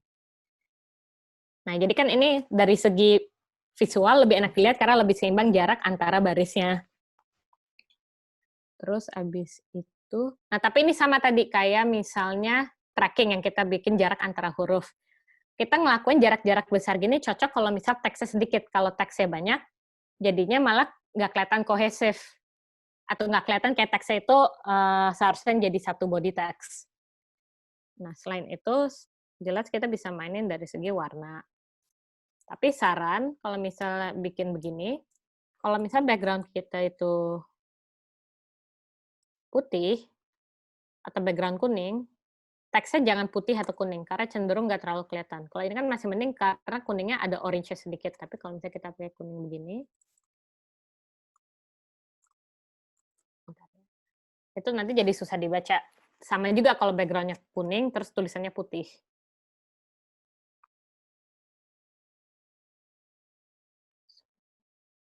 Kita bikin apa ya warnanya? Mungkin bisa dibikin jadi misalnya, atau kita hitam dulu. Nah, tapi kan ini quote kan. Kalau quote kan selalu ada tanda kutipnya biasanya. Jadi kalau itu, supaya aku kasih elemen visualnya, tapi aku nggak punya visual, misalnya ini aku bikin tanda kutip, terus aku ganti, misalnya ini warnanya jadi kuning, salah. Aku ganti jadi kuning. Tapi kan kalau misalnya cuma aku taruh gini, biasa banget kan ya kelihatannya. Jadi yang aku suka main itu mainin proportion. Nah, di sini kita juga bisa ngegabung antara teks, serif, dan sans serif. Kayak misalnya yang ini kebanyakan kan yang kita pakai sans serif. Tapi kalau tanda kutip secara tradisional lebih lucu kalau misalnya kita pakai yang serif. Jadi contohnya kayak kita bisa pakai apa ya yang lucu ya? Atau yang simple tuh ada bodoh nih, coba. Misal bisa ini. Jadi bisa gini. Bisa kita copy.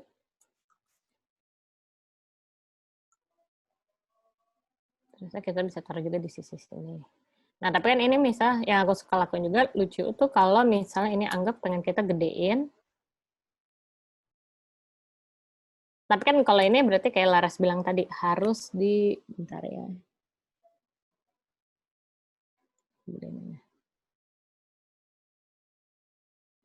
Berarti tanda kutipnya kita harus taruh di bawah tulisan the burn rate-nya. Berarti gini. Jadi aslinya ini tuh simple, tapi cuma hanya untuk menambah unsur dinamis aja dan untuk emphasize bahwa yang kita taruh ini tuh quote dari orang. Nah, kalau misalnya quote dari orang kan selalu harus ada nama orangnya. Nah, jadi biasanya kalau buat naruh nama orang,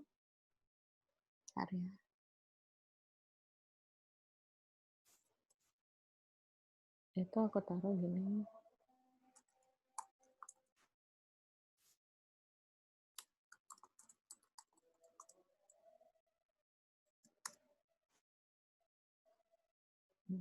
Terus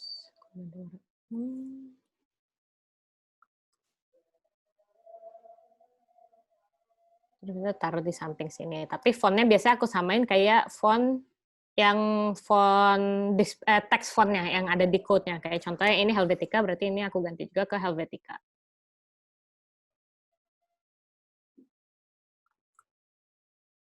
Bisa, gimana ya? Nah. Nanti ganti ke Helvetica. Bisa gitu. Nah, tapi kata Laras bilang gitu, yang harus diperhatiin juga tuh ukuran antara ini semua. Kayak ini, komposisi ini sama tulisan kenalannya You-nya agak mirip kan. Jadi sebenarnya tergantung. Kalau aku pasti bakal ngecelin kenalan You-nya kalau ini misalnya postingan kedua dari kenalan You. Jadi misal postingan pertama tuh udah yang tulisan kenalan You-nya gede. Jadi ini aku pasti bakal kecilin. Coba ya, masih lihat.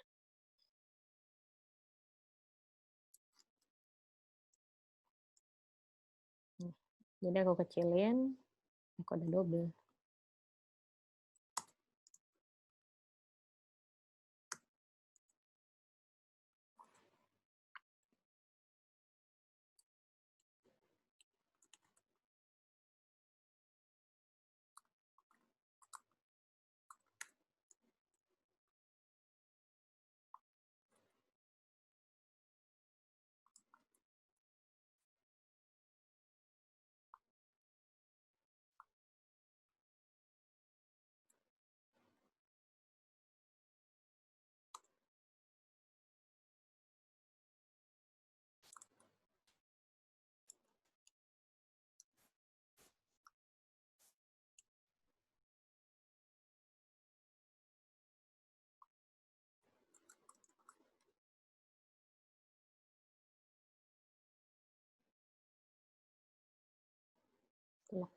Nah, terus habis itu kalau ini yang emang mau di-highlight, berarti ini yang digedein.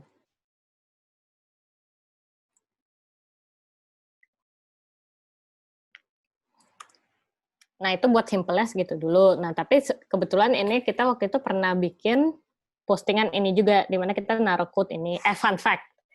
Nah, cara kita bisa cerita sebuah storytelling melalui teks itu untuk beneran dibaca teksnya apa. Kayak misalnya, ini bring down kan ya.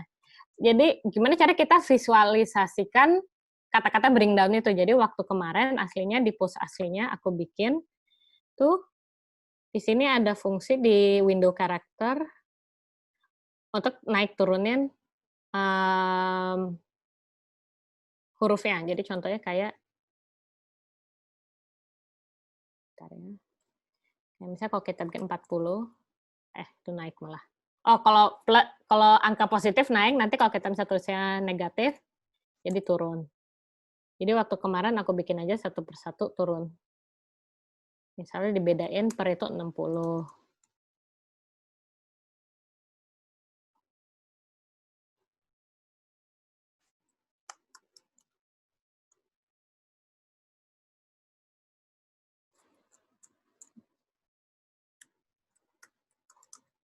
Nanti bisa seterusnya. Kayak gitu, terus nanti bisa contoh ada tangannya kan. Nah, tapi kan yang di bring down itu si Al Capone. Nah, jadi untuk itu, misal Al Capone-nya aku juga turunin. Terus abis itu, misal aku turunin minus 120, 140. Gitu. Terus tangannya aku taruh di sekitar sini, supaya kesannya tangannya itu lagi narik dia ke bawah. Atau kalau misalnya kita pengen bikin lebih kesannya si Al Capone itu ditarik ke bawah, kita bisa bikin text box yang separate. Jadi ini kita delete aja tulisan ininya.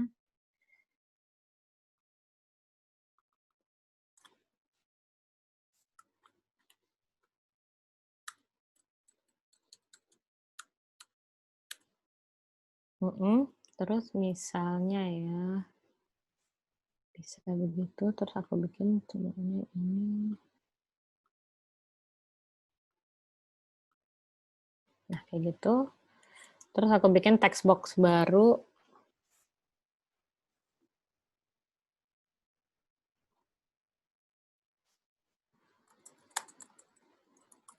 Misalnya kayak gitu.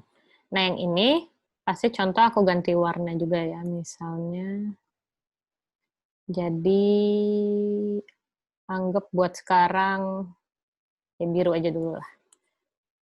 Nanti aku bakal transform. Transform itu dengar kata Lars antara yang image, transform di mana ya? Oh ya, preference, edit, terus transform, or kalau misal mau cepetnya bisa commenti kalau di Mac. Jadi ntar tinggal gini, terus kita turunin gini. Jadi beneran kayak nama dia lagi ditarik ke bawah.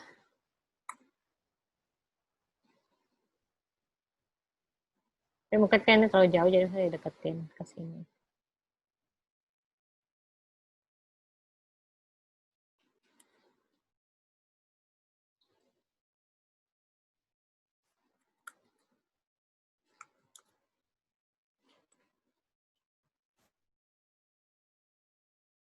Udah sih, kalau misal dari teks so far yang bisa dimainin segitu dulu. Terus mungkin Laras ada penjelasan lagi yang berikutnya. Dari aku pengen nunjukin aja sih, karena aku lihat di beberapa surveinya ada yang pengen ngeliat cara main layer ya. Sekalian aku tunjukin. Aku ganti ya. Share.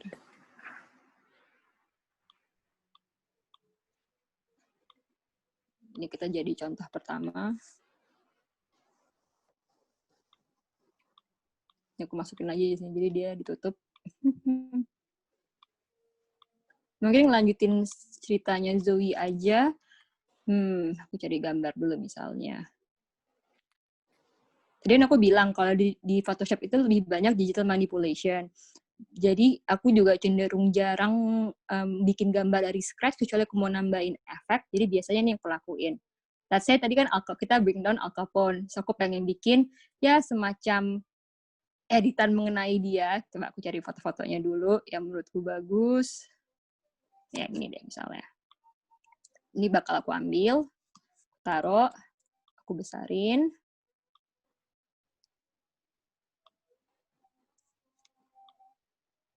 Jadi one thing I quickly learn about Photoshop itu tuh sebenarnya ya memang tadi dia tuh sebenarnya photo manipulation. Kenapa aku bilang photo manipulation? Karena misalnya aku mau layer ya, aku nemu gambar ini, aku taruh.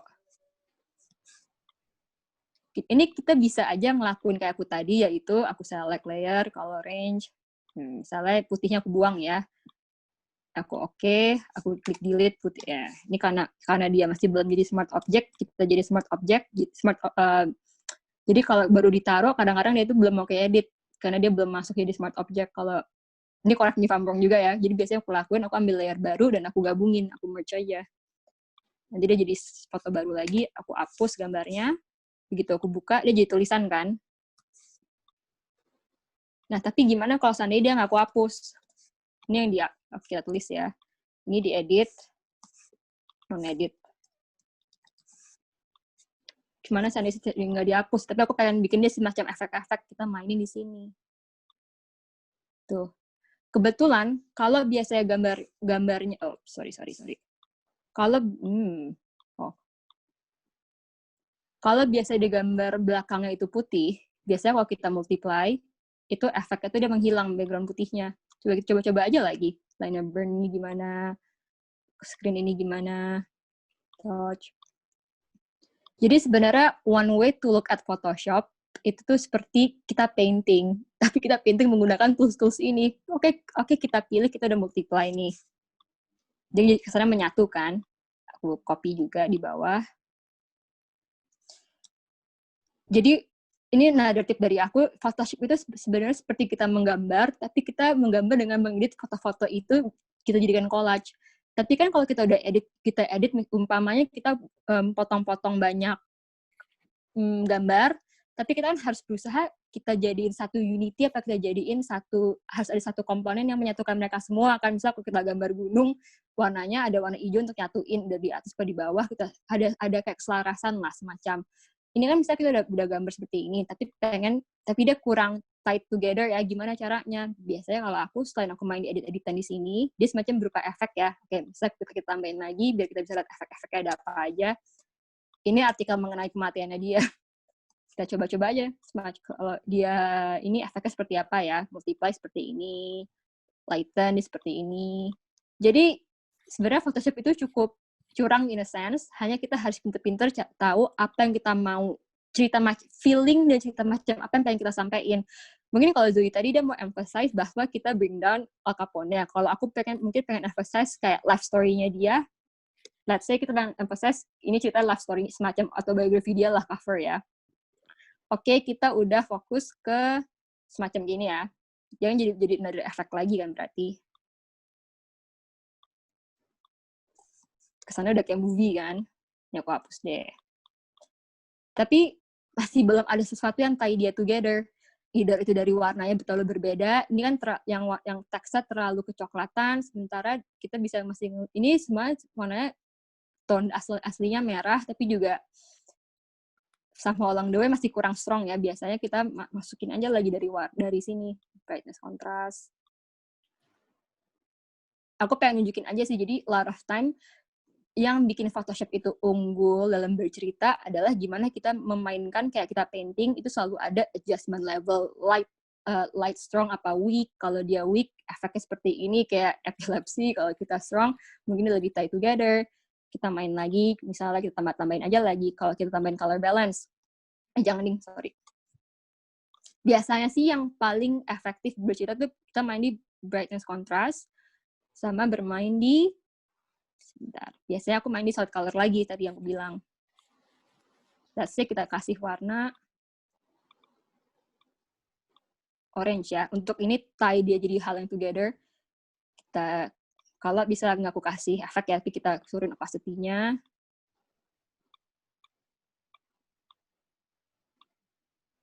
Kita coba-coba aja kalau kita efeknya gimana nih. Dia jadi gambar berbeda kan? Tuh. Jadi sebenarnya Photoshop itu tuh hanya permainan di antara bagaimana kita bisa memanipulasi semua ini. Kita menggabungkan banyak objek-objek ini menjadi satu. Itu kayak yang aku sampaikan sih. Jadi kita bermain, banyaknya orang, efek itu tuh terlihat di sini. Dan juga jangan lupa untuk memainkan misalnya kita memainkan di brightness contrast seperti tadi, atau di level, apa curve mungkin. Curve itu tuh jadi keseluruhan fotonya. Tuh. Mungkin kalau kita gini dia serial killer banget kan, tapi kalau kita nyalain lagi ke atas, looks just an autobiography. Sebenarnya mungkin dilihat dari Zoe juga, banyak kalau kita bermain di Photoshop tuh, you can go a little bit more extreme and outside the box untuk nyampein poin apa yang pengen kamu tahu, dan juga kamu harus tahu nih sebenarnya efek apa yang pengen kamu sampein. Kalau kayak aku tadi, in my head, karena dia ya seorang penjahat dan mafia lah, aku pengen dia agak sedikit dark. Pasti kan aku lebih mainnya di hal-hal yang lebih dark gitu. Udah sih dari aku itu aja, dan sebenarnya kalau aku pengen nambah-nambahin gambar-gambar lagi nih, misalnya kayak paper. Aku pengen misalnya ada gambar papernya ya, tapi udah keburu kayak gini, bakal aku taruh di layer paling bawah aja tuh, jadi dia kena efeknya kan. Kalau aku taruh dia di atas efek, dia bakal nggak kena. Aku taruh di bawah efek, dia kena. Seandainya aku pengen dia nggak kena efeknya, biasanya apa yang terjadi, aku bakal ngambil dia ini jadi satu. Aku folderin.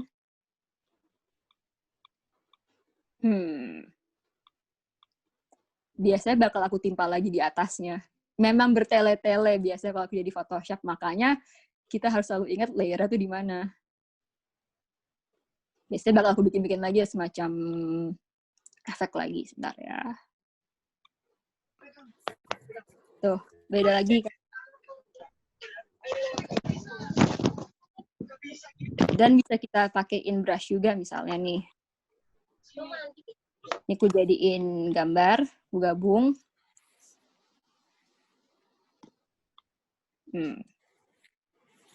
Karena terlalu sama. Misalnya kita kasih gambar ini ya. Kita multiply gimana efeknya? Oops. Kasih gambar di sini.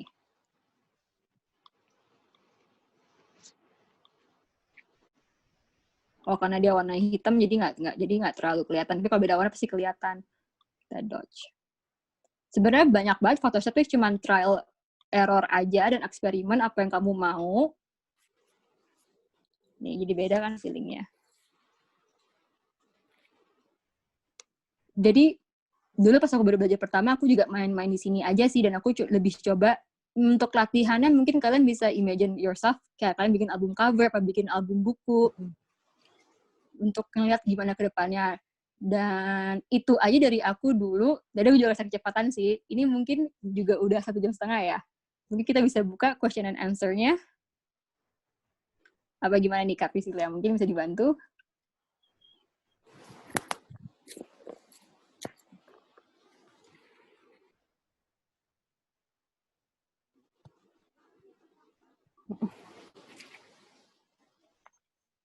Buat question and answer gimana ya? Biasanya apa kita lihat chat aja atau? Oke, boleh. Jadi di sini ada yang mau nanya nggak? Kalau misalnya ada yang mau nanya, boleh ketik nama kalian. Oke, boleh tuh. Dari Andi Jeffrey Maulidi. Boleh nanya langsung. Kali kita ambil 3-5 orang kali ya yang kira-kira punya pertanyaan. Boleh. Boleh kalian langsung sebutin aja namanya, nanti boleh langsung di-unmute. Oke.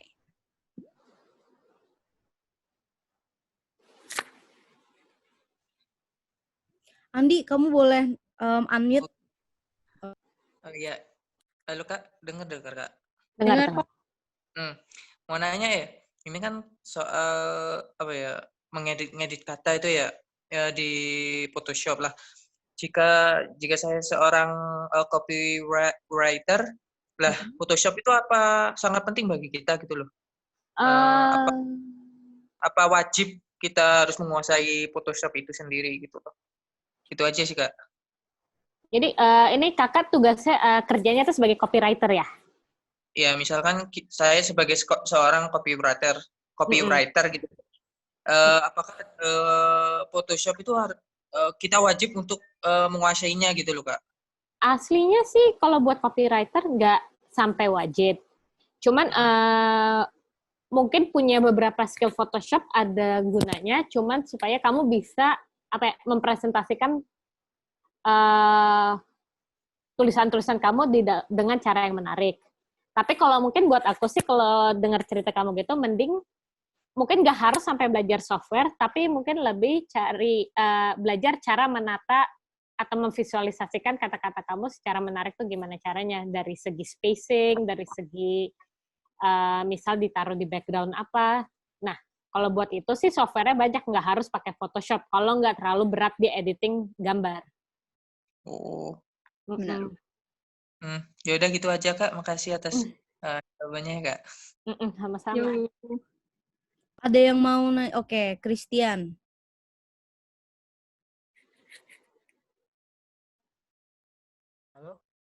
Halo? Oh, ya. Kak, ini kalau cara setelah selesai membuat file-filenya itu cara simpan atau pindahkan file-filenya itu gimana ya? Misalnya gimana nih? Kita coba di sini ya. Kalau biasanya itu kita save as.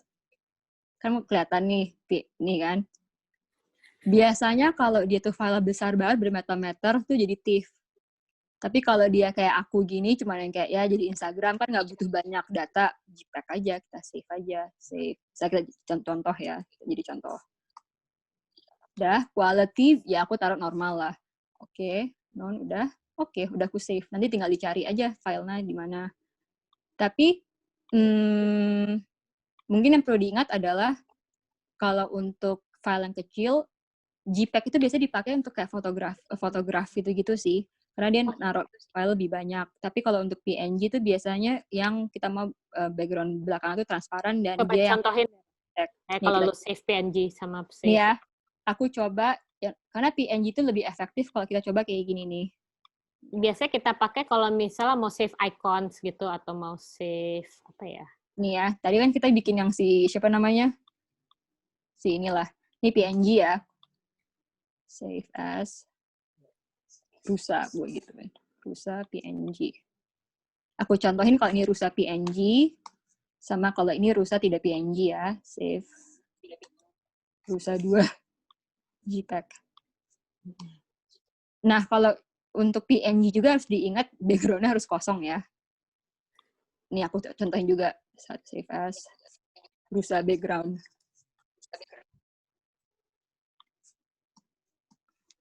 Aku buka di rusaku. Rusa. Nih. Ini rusa PNG. Jadi PNG itu sebenarnya kalau kita ambil gambarnya ulang nih, kita ambil gambar di sini ya. Sini aku hilangin background-nya.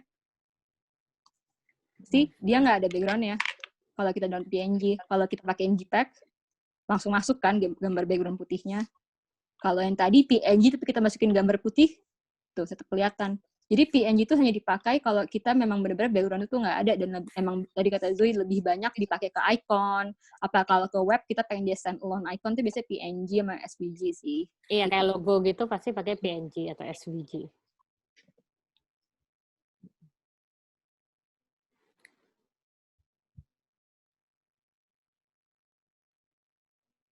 Oh, jadi file-file ini nanti bisanya dibuka di Photoshop-nya lagi atau bisa dipindah ke Word atau yang lain Bisa. gitu, Kak? Jadi Bisa. kalau misalnya udah jadi JPEG, PNG gitu, pasti bisa dimasukin ke Word atau PPT. Yes, dan sama satu lagi, kayak aku mesti tahu, kalau biasanya kita kirim file PNG ya, terutama lewat WhatsApp, itu biasanya dia jadi satu. Jadi menyatu. Jadi misalnya orang biasanya kirim file PNG itu iconnya, let's say warnanya putih ya. Kalau kita kirim lewat WhatsApp, dia tuh jadi menyatu. Istilahnya gimana ya, Zo? Kayak gini, kalau misalnya kita kirim, ini kan gak ada background kan, tapi kita kirim lewat WhatsApp, nanti hasil yang mereka dapat, itu jadi JPEG, bukan jadi PNG lagi. Jadi kalau misalnya kita mau ngirim PNG, cara paling gampang, itu ya di email. Supaya ke-preserve settingannya. Kalau lewat WA pasti ntar jadi error. Mungkin kedepannya bisa juga. Jadi kalau banyak orang suka kirim file lewat WA itu sebenarnya nggak kompres data kita. Jadi kadang-kadang foto itu bagus karena kita kirim lewat WA, jadi nggak kebuka file. Sama kayak misalnya aku kirim PowerPoint, sebenarnya datanya besar kan, begitu aku kirim buka lewat WA, dia nggak kebuka gitu. Jadi WhatsApp itu apa sosial media apa semacam itu tuh, bukan sosial media ya, alat yang berkonekkan gitu tuh sebenarnya tuh cenderung nge-kompres data kita. Jadi kalau kita mengirim data itu lebih baik lewat email. Itu aja sih yang harus diingat. Tapi mungkin satu saran tentang saving file, tentang saving file atau menyimpan file, itu selalu ingat untuk save version Photoshop ya, abis itu baru version JPEG ya. Soalnya misalnya kalau udah di-save sebagai JPEG, kita nggak bisa edit lagi. Karena layers-nya udah kegabung semua kan. Sama kayak PNG juga gitu. Oh, berarti kalau sudah seperti itu udah nggak bisa diedit atau diubah-ubah lagi ya, kayak? Nggak, Iya. kalau ini misalnya aku save ya, save as. Contoh itu masih PSD masih bisa dibuka lagi dia. Jadi file yang aku buka masih bakal kayak gini. Karena data raw kita manggilnya. Itu. Tapi kalau JPEG kita buka, kalau misal di Mac itu nanti langsung kebuka di preview. Atau kalau itu image viewer lah. Itu kalau PNG, itu kan data, save-nya, kalau itu bisa nanti diubah ke PDF atau hal lain, bisa juga itu kan ya, Kak? Masih bisa ya? Bisa. Biasanya kalau aku suka ngelakuinnya juga online sih. Jadi misalnya kita bisa cari aja online. Misalnya kan kita udah PNG kan, cari aja PNG to PDF, apa JPEG to PDF. Kadang-kadang juga suka aku lewat online kalau aku udah males kayak satu persatu kayak gini ya.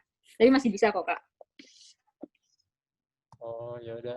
Berarti kalau udah begitu bisa dibuka di mana aja ya, di Word, PowerPoint atau apapun ya, kayak kecuali paling WhatsApp itu nggak bisa ya?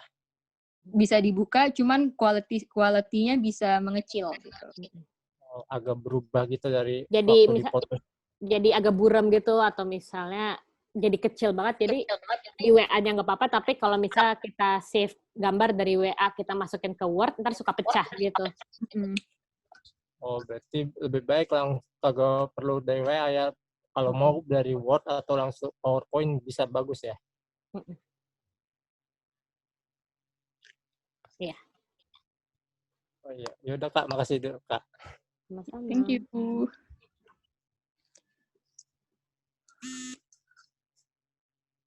Ada lagi kah?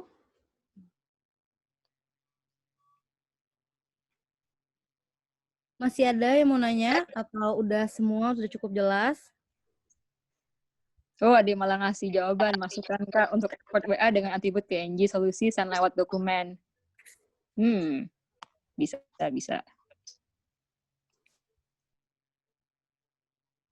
Gimana? All good?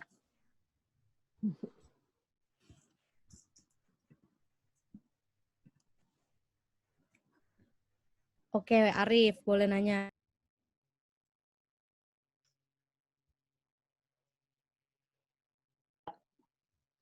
Kak, udah kedengeran, Kak? Kedengeran. Dengar kok. Oh iya, udah kedengeran. Kak, saya mau tanya, Kak. Tadi cara ngapus pakai coloring kok bisa cepet banget, gimana, Kak? Ya? Oh, nih aku tunjukin. Tadi aku memang cepet banget sih, maaf ya. Ini aku tunjukin sekali lagi. Kamu mau contohnya gampang, apa yang susah nih? Yang gampangnya tadi yang ngapus background putih itu. Jadi contohku ini nih. Karena dulu aku bener-bener aku satu persatuin, aku juga agak jadi aku juga kayak ya merana sedikit. Tadi love story ya. Ini kan. Iya, ngapus putih-putihnya itu. Select color range. Aku ambil yang karena ini udah jelas yang mana gambarnya, jadi aku tinggal ngambil yang ini kan. Aku klik si siapa namanya? Si Wolf ini. Aku copy, terus aku paste. Tuh. Jadi tinggal aku matiin. Jadi, nah untuk contoh yang agak lebih gimana ya, sebentar ya. Yuk, gambar ini ya misalnya. Nah, itu. Yang inilah. Kasih coba yang ini ya misalnya. Kalau dia udah ada gambar warna hitamnya, jadi gini, sebenarnya untuk color range ini dia lebih enak kalau udah ada gambar warna hitamnya. Kenapa? Dia otomatis ngambil line-nya. Nih, kita ambil warna hitamnya ya. Kan udah jelas-jelas nih ya, yang si siapa namanya? Gambar dua warna hitam, mana aku pencet aja. Nanti dia automatically dia ngambil yang warnanya hitam aja. Aku copy, aku ini udah jadi. Ya kan? Iya. Jadi color range. Tapi kalau yang gambar yang ini, tadi aku mau kecepatan sih, jadi maaf juga ya kalian.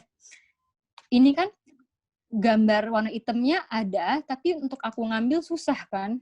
Nih, kadang-kadang even aku aja suka kayak, aduh ini ngambilnya gimana ya color range-nya. Nah, aku ambil hitamnya, tapi kadang-kadang nggak keambil. Kalau aku ambil copy, yang keambil, ini kebetulan keambil. Tapi kadang-kadang yang keambil itu cuma warna putihnya. Jadi pas aku copy paste, yang muncul tuh cuma gambar belakangnya. Ya, aku kasih lihat lagi ya. Color range. Jadi, nada alternatif is aku pencet warna putihnya, aku delete. Nih, ini kan belum jadi gambar, so aku delete aja. Tuh, jadi deh. Oh, gitu. Gitu. Ini penyelamat nyawa banget sih yang si color range ini. Karena dulu aku bener-bener aku pakein ini satu persatu. Gitu. Cuma makan waktu. Terus tinggal aku hapus aja. Tapi harus hitam putih berarti kayak? Kenapa? Harus hitam putih ya? Nggak harus. Nggak harus. Jadi kan itu tuh kita, tadi kalau misal Ras lu coba deh pergi ke window yang pas lu sampel color-nya. Pakai yang gambar warna aja ya. Iya, coba. Mm-mm. Ini kayak gini, pokoknya kan ini ntar ada color picker ya kan. Jadi kita bisa ngeklik di gambarnya. Kayak misalnya, atau lo ada gambar yang berwarna nggak? Kita kasih warna ya, coba misalnya ini. Iya. Ini coba aku kasih warna. Ini aku curang lagi ya. Sekalian recap, aku lock, aku kasih warna lagi, warna merah ya. Aku pakein jaket. Terus aku kasih gambar belakang ya, misalnya gambar belakang misalnya jangan warna putih, warna biru deh. Terus aku jadiin satu kan layernya. Aku ambil ya color range. Ntar bisa select aja background-nya atau depannya. Yes, bisa select satu warnanya aja. Kalau ini kan aku select gambarnya yang warnanya merah ya tadi. Aku oke, aku ambil. Nih. Atau malah bisa aku select background ya. Select color range background. Jadi yang kebuang, kalau kita select background-nya tinggal delete berarti. Nih. Ini aku delete ya. Aku delete. Karena kalau aku copy, tapi yang aku select background-nya, dia cuma ngilangin gambar utamanya. Gitu. Ini bakal berguna banget sih, karena di Photoshop itu kita kan nggak bikin gambar, kita hanya ngedit-ngedit aja kan. Jadi yang bisa aku lakuin, aku tuh ngambil banyak gambar-gambar, even gambar-gambar doodleku itu aku scan, aku ambil, aku bersihin kayak gini, udah aku taruh-taruh di gambar-gambar utama. Aku layer di atas kan biasanya. Tuh, kita bisa edit lagi. Udah sih gitu aja. Kira-kira udah cukup belum, Kak? Cukup, Kak.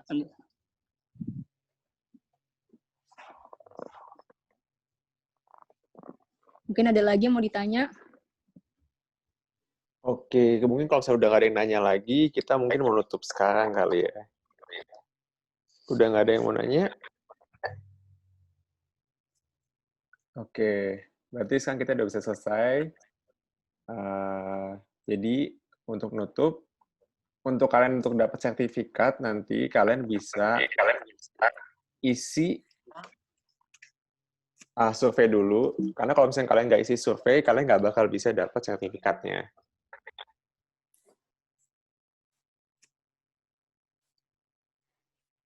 Oke.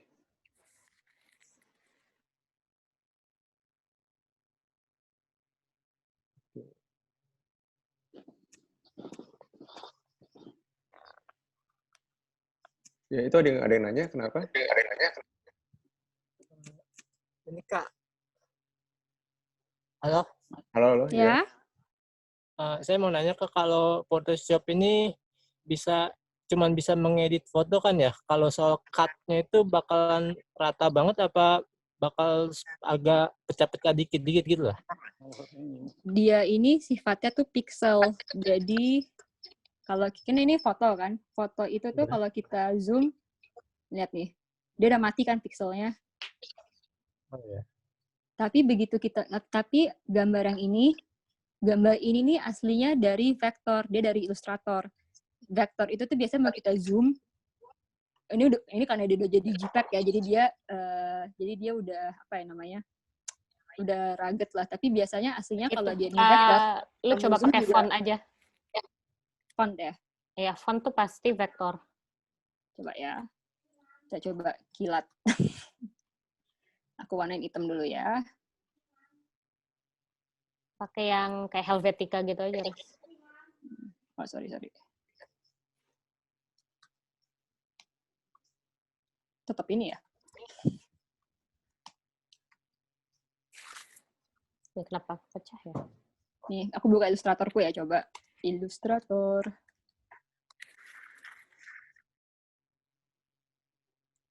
Sebentar.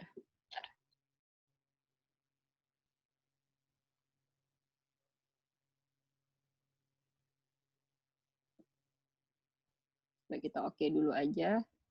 Ini misalnya gambar yang sama ya, misalnya. Gambar ini kita jadi ini. Ini mau di zoom juga. Sorry.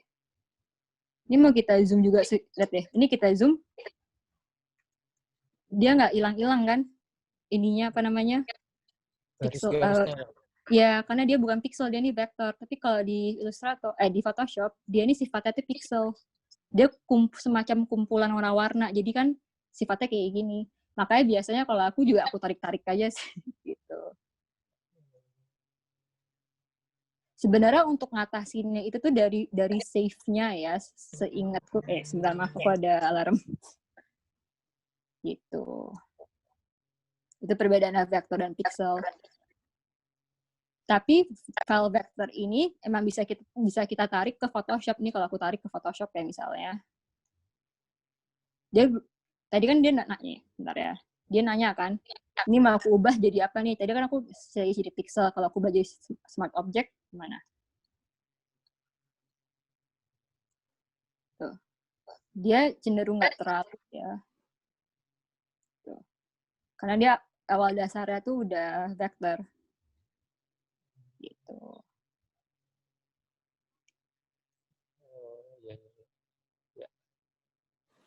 Makanya ini sekedar salah satu info juga. Makanya kalau kita bikin icon itu kita bisa pakai vektor karena dia nggak bakal pecah. Tapi kalau pakai karena warnanya juga sedikit kan. Tapi kalau kita pakai pixel tuh biasanya fotografi karena dia menahan banyak warna. Berarti kalau dari segi pemotongan tuh nggak mungkin rata ya Kak kalau Photoshop ya? Enggak. Pasti ada Ya. gitu ya. Makanya biasanya kalau di Photoshop tuh mainnya resolusi. Nih. Biasanya tuh main tuh di ini even aku aja masih belajar sih karena biasanya lebih tahu banyak soal ini fotografer. File ya. Biasanya kalau kita bikin file baru kan suka ditanya nih resolusinya berapa nih. Biasa tuh kalau fotografer dia tuh semakin membesar-besarkan resolusinya, tapi itu semakin berat karena kan mereka butuh yang sangat sharp, yang sangat crisp gitu. Tapi tetap bakal pecah juga, meskipun tuh bakal pecah gitu juga. Iya Kak. Gitu aja. Ya Kak, makasih Kak ya. Yo, sama-sama. Oke, boleh kita tutup kali ya sekarang. Jadi, terima kasih semua yang udah datang dan ikut workshop hari ini. Mungkin kalau misalnya ada pertanyaan-pertanyaan, kalian bisa tanya di Instagram Kormo kita atau tanya di Instagram MyEdusolve. Kalian bisa follow Instagram kita, bisa follow Instagram MyEdusolve. Terus jangan lupa untuk isi surveinya ya. Karena kalau misalnya kalian nggak isi surveinya sama sekali, kalian nggak bakal dapat sertifikatnya. Oke. Buat dari teman-teman dari EduSolve, ada mau kata-kata penutupan? Mungkin dari kita thank you banget udah ikut acara ini dan mohon maaf kalau ada kecepatan atau ada kesalahan juga dan semoga bermanfaat ya karena aku pengen kasih tahu aja mindset kayak itu tuh lebih ke arah selalu eksperimen karena sebenarnya kalau kita creating storytelling apa art itu tuh kuncinya ya selalu storytelling selalu eksperimen dan main-main terus karena kita pas mulai awal kerja kalau tiap kali selalu ada tugas-tugas ya juga awal mulanya tuh kita bilangnya ya main-main based ide dulu dengan main-main menggunakan Photoshop. Itu aja kalau dari aku, dari Zoe ada masukan Zo? Apa ada kata terakhir? Enggak sih, senang aja sih bisa ngajar hari ini, terus mudah-mudahan bermanfaat, dan kalau misalnya masih ada kagoknya atau kurangnya, ntar bilang aja di survei supaya kita bisa improve terus ke depannya. Sama iya benar kata Lara, sebenarnya cara paling gampang untuk pelajarin software-software ini tuh aslinya untuk dipakai aja sih, coba asal pencet aja mentok nggak jadi apa-apa, kalau nggak ternyata jadi sesuatu yang bagus. Karena kita pun juga belajarnya kayak gitu sih, mau sekolahnya desain pun otodidak itu cara paling enak buat belajar sih kalau buat Photoshop. Karena kalau nggak ngerti bisa cari YouTube, bisa sharing cerita sama teman, kayak gue juga suka tanya kan. Karena intinya Photoshop, Illustrator, InDesign, whatever itu cuma kita nyari tahu cara yang paling terbaik kerja buat kamu tuh kayak gimana dan efektif gimana. Itu aja sih. Mungkin itu aja dari kita. Oke, sekarang kita udah mulai tutup. Kalian jangan lupa untuk isi surveinya. Terima kasih lagi buat teman-teman dari MyEdusolve, Kak Zoe, sama Kak Laras. Oh ya, kalau kalian tadi yang ikut, kan kalian ikutin dari awal hingga akhir. Kalau misalnya kalian share cerita kalian lewat Instagram, terus tag IG-nya Kormo, kalian ada kemungkinan untuk dapat hadiah nanti. Jadi, sekian dari saya, dari tim Kormo, MyEdusolve hari ini. Ya, Vin, yang materinya yang di-record, kalau mereka mau gimana tuh cara dapetnya? Oh, nanti kita bakal share di YouTube kita. Cuma akan diproses nanti minggu depan. Oke, nanti di-share ya materinya ya. Oke deh, makasih ya semuanya ya udah datang hari ini. Jangan kapok-kapok, ikut workshop terus kalau bisa. Oke deh, thank you semuanya. Thank you semua. Thank you semuanya. Bye. Jangan lupa isi surveinya ya.